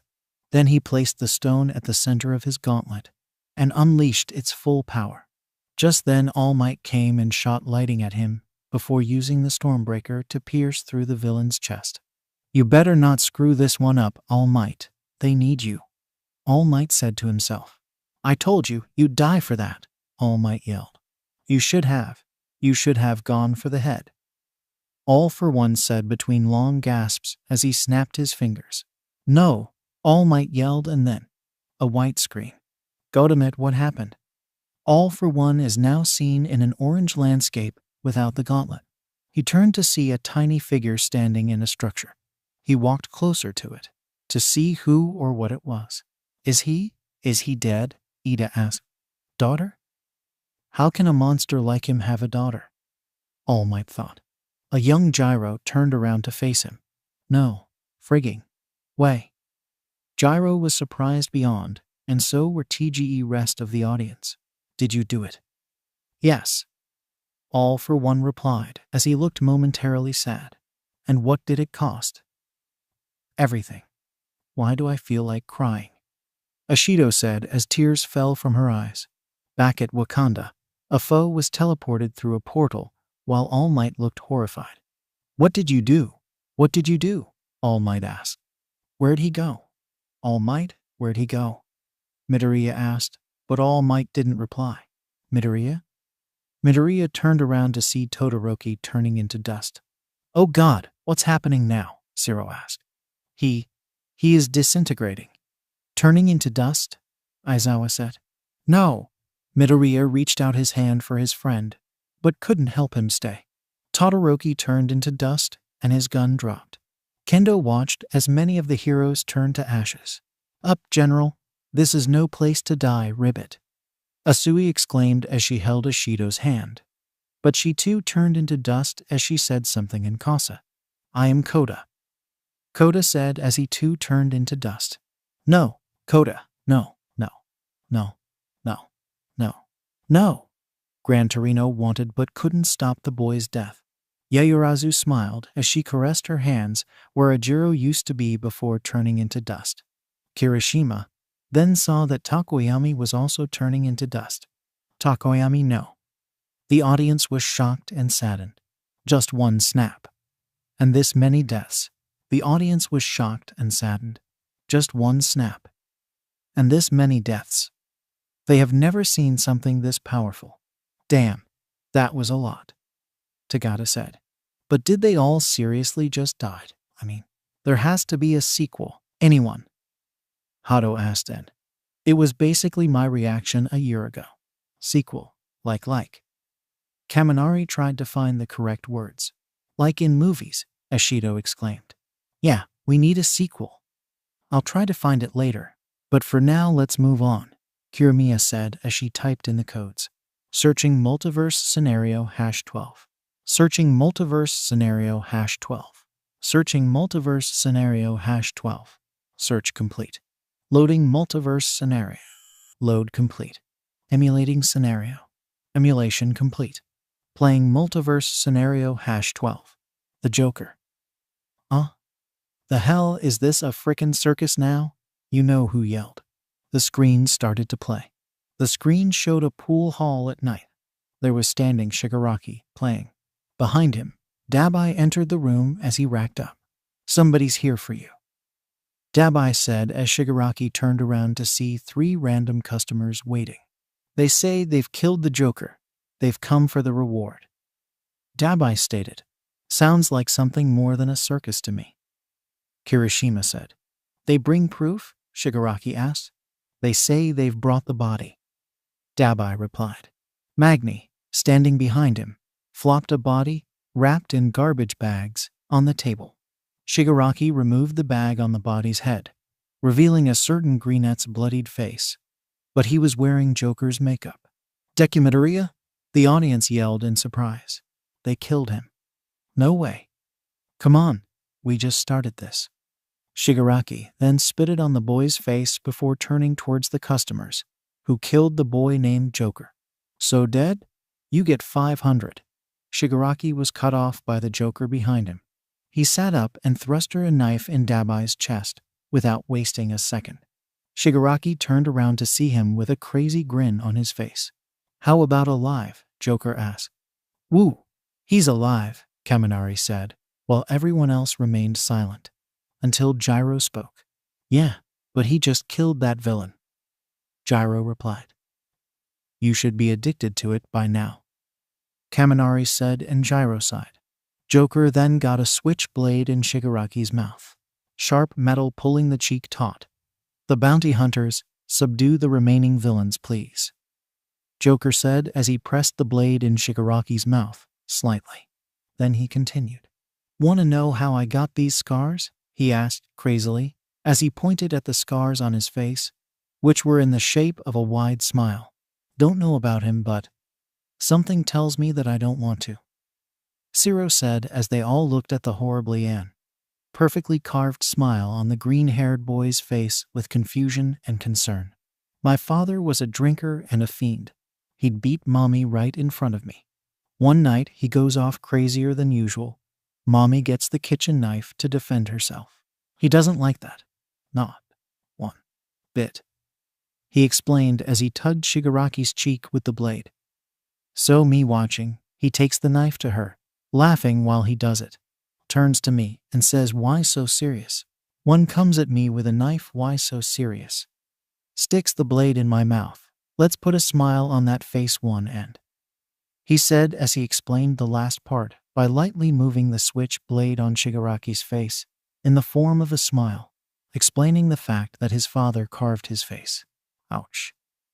That's really sad. The audience flinched after hearing the story behind the scars on their friend's face. They were shocked to hear this, but they knew that it never happened to their Midoriya. His father is a better person, right? Many people thought. The Joker looked up to see the shocked and fearful faces of the remaining villains. Why so serious? He asked as he flicked his wrist and Shigaraki went down. The other villains flinched at his actions. Oh, for the love of. He is crazy. Now, our organization is small, but we've got a lot of potential for aggressive expansion. So which of you fine gentlemen would like to join our team? Joker said as he snapped a pool cue, while all other villains nodded in agreement. Only one spot open right now, so we're gonna have tryouts, Joker said as he threw the snapped cue between the men. The villains stared at each other. Make it fast, Joker said before leaving, and the screen blacked out. Okay, students. 2 more then another break for everyone, Nezu said. Yes, sir. Searching multiverse scenario #13. Searching multiverse scenario #13. Searching multiverse scenario #13.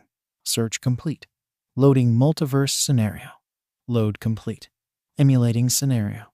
Emulation complete. Playing multiverse scenario #13. Stay alive. The screen played to show All Might rushing in the infirmary of Yue through its door. The background music was proving something tragic has happened. This looks like a music video, Sakura said. A sad music video, Gyro added as she emphasized sad. Come on, you guys, Kirimiya exclaimed. Where's my son? All Might yelled at Recovery Girl, who turned around to see him, anxiously waiting for a reply. Son. The audience yelled at All Might. You have a child, Present Mike yelled at. And no, I don't. All Might replied as he shook his head vigorously. Oh well. Todoroki said as he cut something written on a clipboard with red marker. What's that, Todoroki? Uraraka and Kirishima asked, trying to look at what was written on there. Nothing, Todoroki replied as he hid the clipboard somewhere. Mr. Toshinori, come in. They brought him here half an hour ago. He has lost a lot of blood on the way over. Recovery Girl was explaining the condition of the boy, but All Might cut her off in the middle of explanation. Is he alive? He asked as he placed both of his hands on the old nurse's shoulders. Someone's really worried for his not son? HM? Midnight said teasingly. Not the time now. I would be if I was there. All Might said. Yes. But you have to understand. The bullet entered just above his hip, and lodged in his right arm. Recovery girl said, "Ouch." Tagata said, "Ouch." Hato said, "Ouch." Amajiki said, "Yeah, it's pretty bad when you think of it." Kendo said, "Can I see him? Please," All Might asked, cutting her off again. "I'm doing everything I can. But the wound is already infected, and here I am." Recovery girl said as she removed the covering to reveal the boy, who All Might wanted to see so desperately. As she revealed the boy, a strange shadow casted on All Might's eyes as he walked closer to the infirmary bed. "Ladies and gentlemen, behold, All Might's son," Kaminari yelled before getting a shock from Gyro. "He is dying, you idiot. Show some respect. And also it's gentlemen, not gentlemen," Gyro yelled at him. There lied Izuku Midoriya with severe injuries, as All Might's shadow casted above his upper body. "Izuku." All Might called him by his first name. The music turned to a soft piano note. "What? What? What?" "I knew it," Todoroki yelled. "What? Pa?" Midoriya opened his eyes to look at him as he replied with a weak smile. Blood trickled down from his mouth. "Oh my God, it looks worse up close," Ida and Yororaka said. "I did exactly as you said, Pa. I held my head up high," Midoriya said as he clutched his wound on his side tightly. I know. All Might said as he caressed the boy's cheeks with both of his hands. Tears were forming in Midoriya's eyes as he talked to the skinny blonde. "SHH, I know. You did everything just right," All Might said as he gave him a small smile. He himself was tearing up at the sight of his boy. "Even before we got to 10, I was aiming for the sky." Midoriya spoke, even though All Might shushed him again and again. "I was aiming for the sky," Midoriya said as he cried from the pain. "SHH, I know. All Might said as he moved his hand through the boy's green-black messy hair. "I was aiming for the sky," Midoriya cried as he repeated his words. He felt like he was dying from the pain. "This just got very sad," Kirishima said as he and some others started crying. All Might was also in tears. The boy he came to look as a son was now dying before him, and he couldn't do anything. "My boy." "I know. Save your strength and stay alive," All Might exclaimed as Inko Midoriya screamed, standing at the door of the infirmary, with tears falling freely from her eyes. All Might turned around to see her walking closer to the bed on which Midoriya laid. "Inko? Oh no. This is going to be more sad than I thought. Is he breathing? Is he going to survive this?" Inko yelled as she checked on her son. "Who did this? Toshi, did you know?" Inko yelled asked the X-1 hero as tears fell from her eyes. All Might didn't reply to her. He couldn't. He just looked at the scene helplessly. "Mom, I'm so sorry for forgetting what you taught me," Midoriya said as he stretched out his hand for his mother, who turned around to look at him with tear-filled eyes. "My son," Inko cried as she hugged the injured boy. They then looked in each other's eyes as Inko caressed his cheek. At this point, the entire audience was in tears. Their friend and his mother. In a situation like this, it was the very, very last thing any one of them ever wanted to see. They felt so helpless, so powerless. "Midoriya." They cried silently. "We played piano," Midoriya said. "I taught you piano," Inko added. "You would put your hands on mine," Midoriya said with tears flowing from his eyes. "You changed the melody every time," Inko said. "Ha! I would always change the lines," Midoriya cried. A flashback played showing both of them in the past, playing together. Back at the present. Choked sobs escaped from the students' throats as they watched their green-haired friend enjoying his last moments with his mother. "SHH, I know. I would always change the lines," he cried. I know. "Un deux trois quatre cinq six, sept huit neuf," Inko sang. "Un deux trois quatre cinq six, sept huit neuf," Midoriya sang. "Good." "Un deux trois quatre cinq six, sept huit neuf," Inko repeated. "Un deux trois." Sept Hewitt Noof Sept Hewitt. Inko looked at her son, only to find him dead. No, she screamed. All Might cried. And the screen blacked out. Everyone stayed silent and tried to take in what they just saw. They needed something good now. Hatsume, ban Kirimiya from the control panel immediately. Wait, what? Yeah. Come on, Kirimiya exclaimed. No, the audience said. I found the sequel, Hatsume exclaimed out of nowhere. No shit, Sherlock.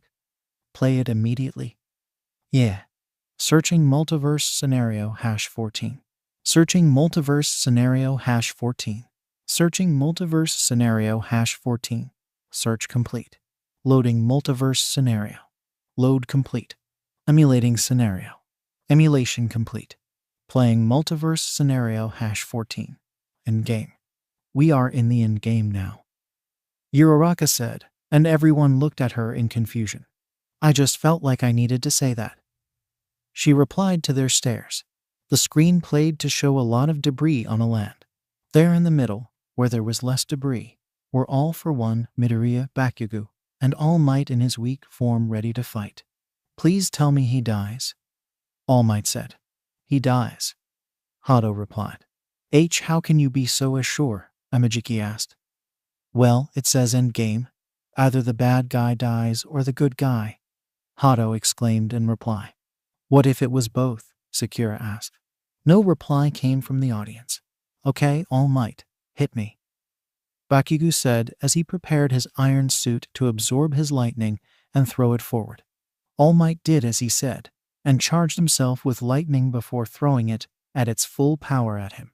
Bakugo's suit absorbed the lightning, amplified it, and used it to attack All for One, who used his giant blade to defend himself. All Might saw this and used Stormbreaker to throw Mjolnir at the villain while yelling loudly. The villain, however, picked up Bakugo in front of himself and Mjolnir hit him instead, taking him back a few yards. That's one manly suit, Bakubro, Kirishima said.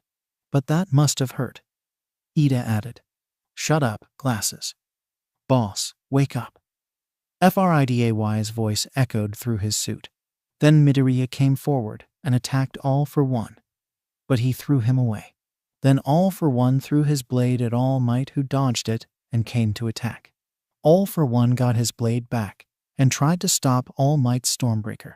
They both began fighting, but All Might dropped his weapon, and then All for One started beating him up. All Might tried to get his weapon back to counterattack, but All for One interfered and tried to press the axe against his chest. No. All Might, get up, get up, get up. Stop him, damn it. But before he could, Mjolnir was lifted. Wait, what? What was that again? Kaminari asked. Mjolnir. The hammer of the Norse god of lightning and thunder. Only the one worthy can lift it. Yaoyorozu explained. And if you do, you rule Asgard, Kendo added. Awesome. I want to try this sometime. So, who's worthy here? Zero asked. All Might seems to lift it easily.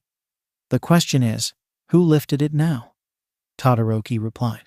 And thrown at him, making him fall backwards. The weapon came back to the worthy from midair. Izuku Midoriya.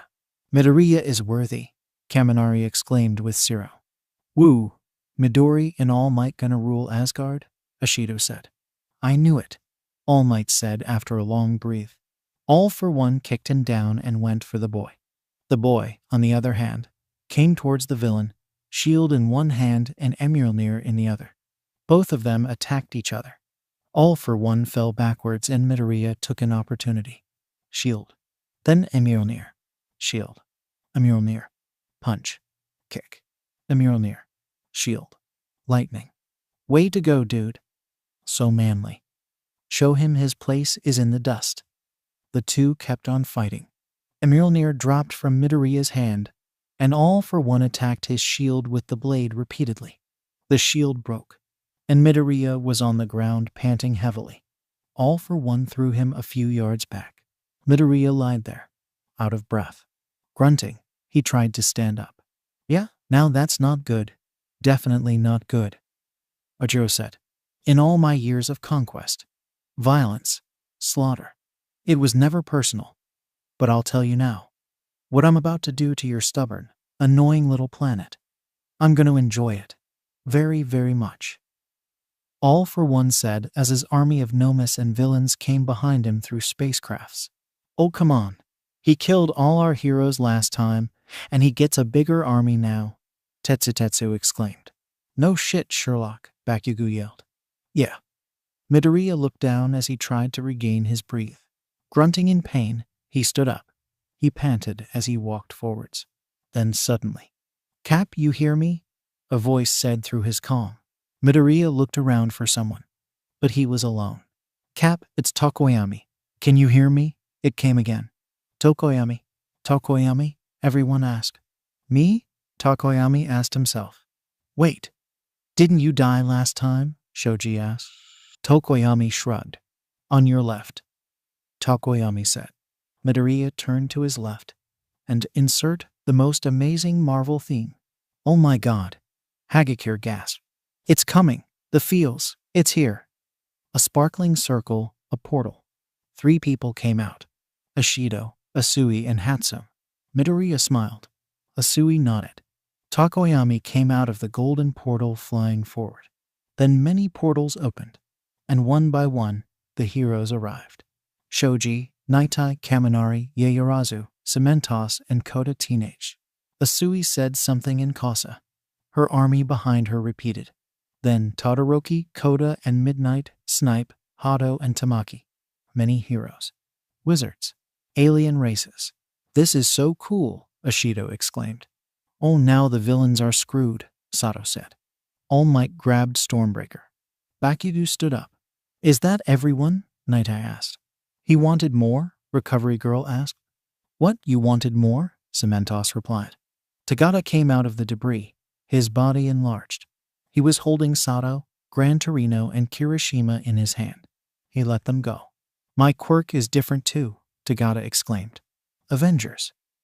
Midoriya stood in front of the heroes. He grabbed Mjolnir. Assemble, he said, and everyone yelled as they rushed forward to attack. All for One signaled his army to attack as well. Now, heroes versus villains. Yeah, the audience exclaimed with joy. They were fighting each other when accidentally Midoriya and All Might switched weapons. No, give me that. You have the little one. All Might said, and they switched their weapons again and continued to fight. The audience snickered at that scene. Really, All Might? Bakugo was fighting some gnomes when he lost his balance, but Tagata saved him by crushing the Namu by his feet. Then Kota came to help the spiky blonde up. Hey, holy cow. You will not believe what's been going on. Do you remember when we were in space and I got all dusty? I must have passed out because I woke up and you were gone. But Sir Naitai was there, right? He was like, it's been 5 years. Come on, they need us. And then he started doing the yellow sparkly thing that he does all the time. What are you doing? Kota was explaining when suddenly Bakugo hugged him. Oh, Bakugo's gone soft for Kota, Ashido cooed. Bakugo didn't reply, but gritted his teeth and looked away. Hey, chill man. It's manly. Kirishima gave him a thumbs up. No one cares that it's been 5 years, Ajuro pointed out. Oh well. Oh, this is nice, Kota said. Then they went back to the fight. Kaminari was fighting 2 villains, and he took them down. Then whose eyes landed on Gyro. Gyro, I thought I lost you, Kaminari said as he walked closer to her. But she punched him, missed it, punched and kicked him again. Kaminari was on the ground. Don't touch me, she yelled at him. Oh, come on, seriously, Gyro, Kaminari yelled. Idiot. Gyro mumbled as the other girls giggled. You missed the first time. Then you got them both the second time, Kaminari said, grunting. This is the one? Seriously? Gyro asked Hagakure. The choices were him or a tree, Hagakure replied. Then Shinsu came in view, holding the gauntlet, running in the middle of the chaos. What? I am here too? Shinsu asked himself. Congrats, buddy. You're a hero now, Kaminari, Zero, and Kirishima said. Cap, what do you want me to do with this damn thing? he asked through his calm. Get those stones as far away as possible, Midoriya replied as he was fighting a giant Namu.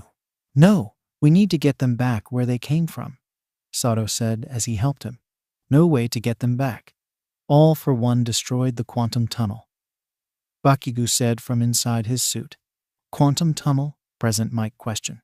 Time machine, I presume, Nezu replied. Hold on.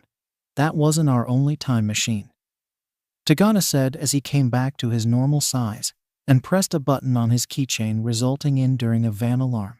Anyone see an ugly brown van up there?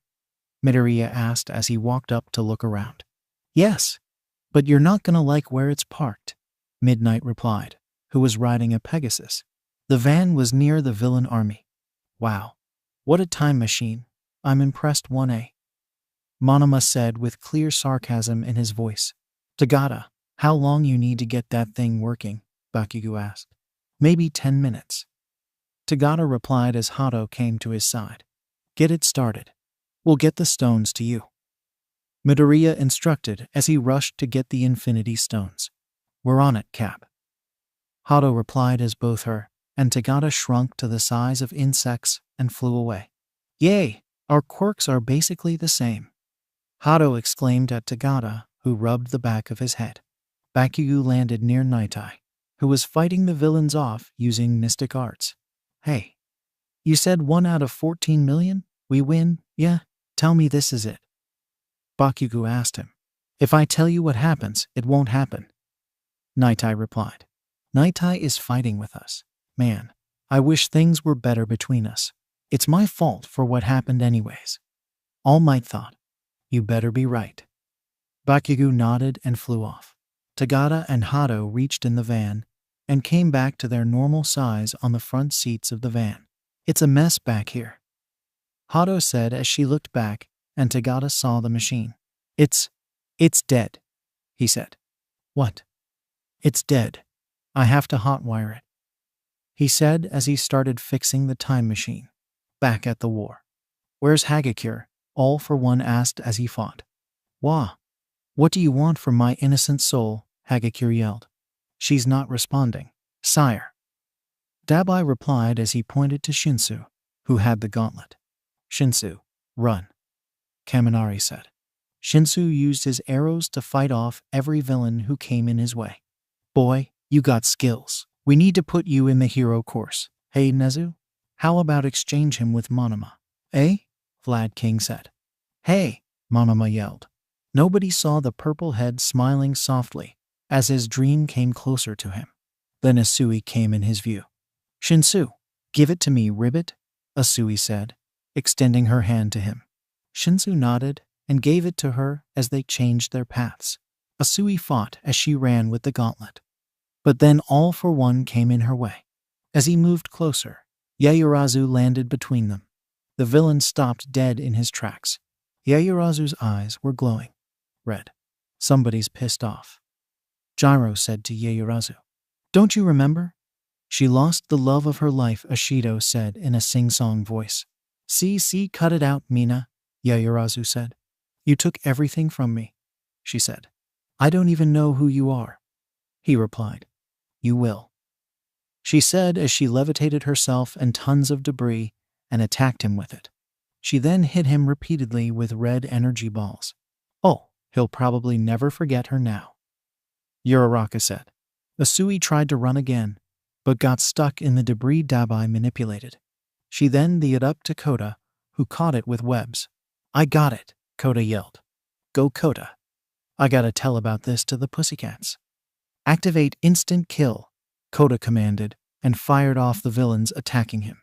Yaoyorozu, on the other hand, went mad on the Titan. She levitated him above and started crushing his body. Rain fire, All for One yelled, grunting heavily. But sire, our troops, Dabai said. Just do it, he ordered. The largest spacecraft above started firing on the ground, not caring who was down there. The wizards made golden shields to protect the hero army. Nah, that wasn't a smart move though. He can kill more of his army, and he won't even know it, Power Loader said. You think that he cares about them? All Might said. Not really. Is anyone else seeing this? Shiozaki said from her suit, after looking at the coming flood. Night Eye nodded and came forward, trying to control the coming flood using his powers. My quirk is changed, Hato's quirk is changed, Sir Night Eye is really powerful. I really would have loved this universe if there weren't so many wars, Tagata exclaimed. Koda was having a hard time dealing with the enormous bunch of nomes on him. I got this. I got this, okay? I don't got this. Help. Somebody help, he yelled. Hey, Queens. Heads up. Midoriya said as he threw Emilnir above Koda. The boy used his webs to fly along with the hammer with the gauntlet in one hand. But his web was cut off from all the laser firing. Then Shiozaki caught him. Hang on. I got you, kid, she said, and landed him on the Pegasus with Midnight. Hey, nice to meet oh, my god, Koda yelled as he fell from the Pegasus and landed on the ground, trying to dodge the lasers and protect the Infinity Stones. Everyone was trying to dodge the laser. Then suddenly the lasers changed their paths. They started shooting at the opposite direction in the sky. What is wrong with them? Todoroki asked. What the hell is this? Kirishima asked. Friday, what are they firing at? Bakugo asked his AI. An object with a dense golden aura came down with high speed, unaffected to the lasers. That thing's powerful, Present Mike exclaimed. But what is it? Snipe asked. Something just entered the upper atmosphere. The AI replied. The object tore apart the spacecraft that was firing and came into proper view. Nana Shimura. What? Who? Nana Shimura. She was my math teacher, a great teacher, but she also fought All for One and died. All Might replied with sorrow. Oh yeah, Gran Torino exclaimed with joy. Shimura, we need an assist here, Midoriya said through his comm. Shimura nodded and landed near Koda. Hi, I'm Izumi Koda, Koda said, hugging the gauntlet close to him. Hey, Izumi Koda, got something for me? Shimura asked. Koda stood up and looked at the fight a little away from them. I don't know how you're going to get through all that, Koda said. Don't worry, Yaoyorozu said as she and all other female heroes came to assist Nana Shimura. She's got help, Shiozaki said. Girl power, Ashido yelled. The fight continued with the female heroes obliterating the villains. Way to go, everyone. You got them. Shimura flew towards the van with the gauntlet, but All for One came in her way. But he got fired backwards. He stood up again, ready to fight. He threw his blade at Shimura, who dropped the gauntlet and flew backwards, clearing the field with her power. Bakugo saw All for One approaching the gauntlet and tried to fight him off it. But All for One threw him away as well. The villain tried again, but instead he was held back by All Might and Midoriya. All Might's axe nearing his throat, but the villain acted fast and threw both of them away from himself. Come on, die already, you bastard, Bakugo yelled. He grabbed the gauntlet, but then Shimura attacked him. He threw her away again and put on the gauntlet on his hand, letting its power sink in him and ready to snap as he yelled. But Shimura got in time and opened his hand wide, not letting him snap. He tried to attack her, but she didn't even flinch. The audience cheered and clapped for her. He then took out the Power Stone and punched Shimura out of the way, and punched her out of the movie. Lol. Bakugo got up and looked at Night Eye. Night Eye controlled the flood with one hand and signaled one to him while smiling slightly. All for One placed the stone back and let their power flow through his entire body. Bakugo nodded and fired himself at All for One. You're gonna do something super manly, aren't you? Kirishima asked. Bakugo didn't reply, but looked at the screen.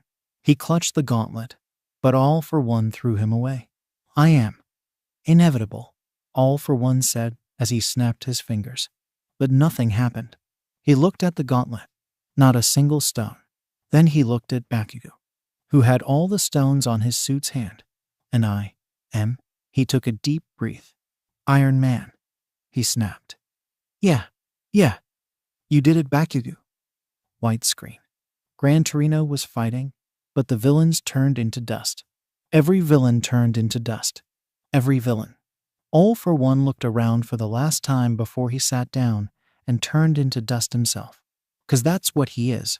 Dust. Totally worthless," Zero said. Bakugo laid back against a broken wall. The heroes came closer to him. "Oh God. I totally missed the point that the power would have a backfire." Takoyami said. "Same." Everyone replied. Okay, sadly the chapter is over. And if you enjoyed the video, just leave a like and subscribe with post notification, so when the next chapter is ready, you will be notified. Okay, see you in the next video. Bye.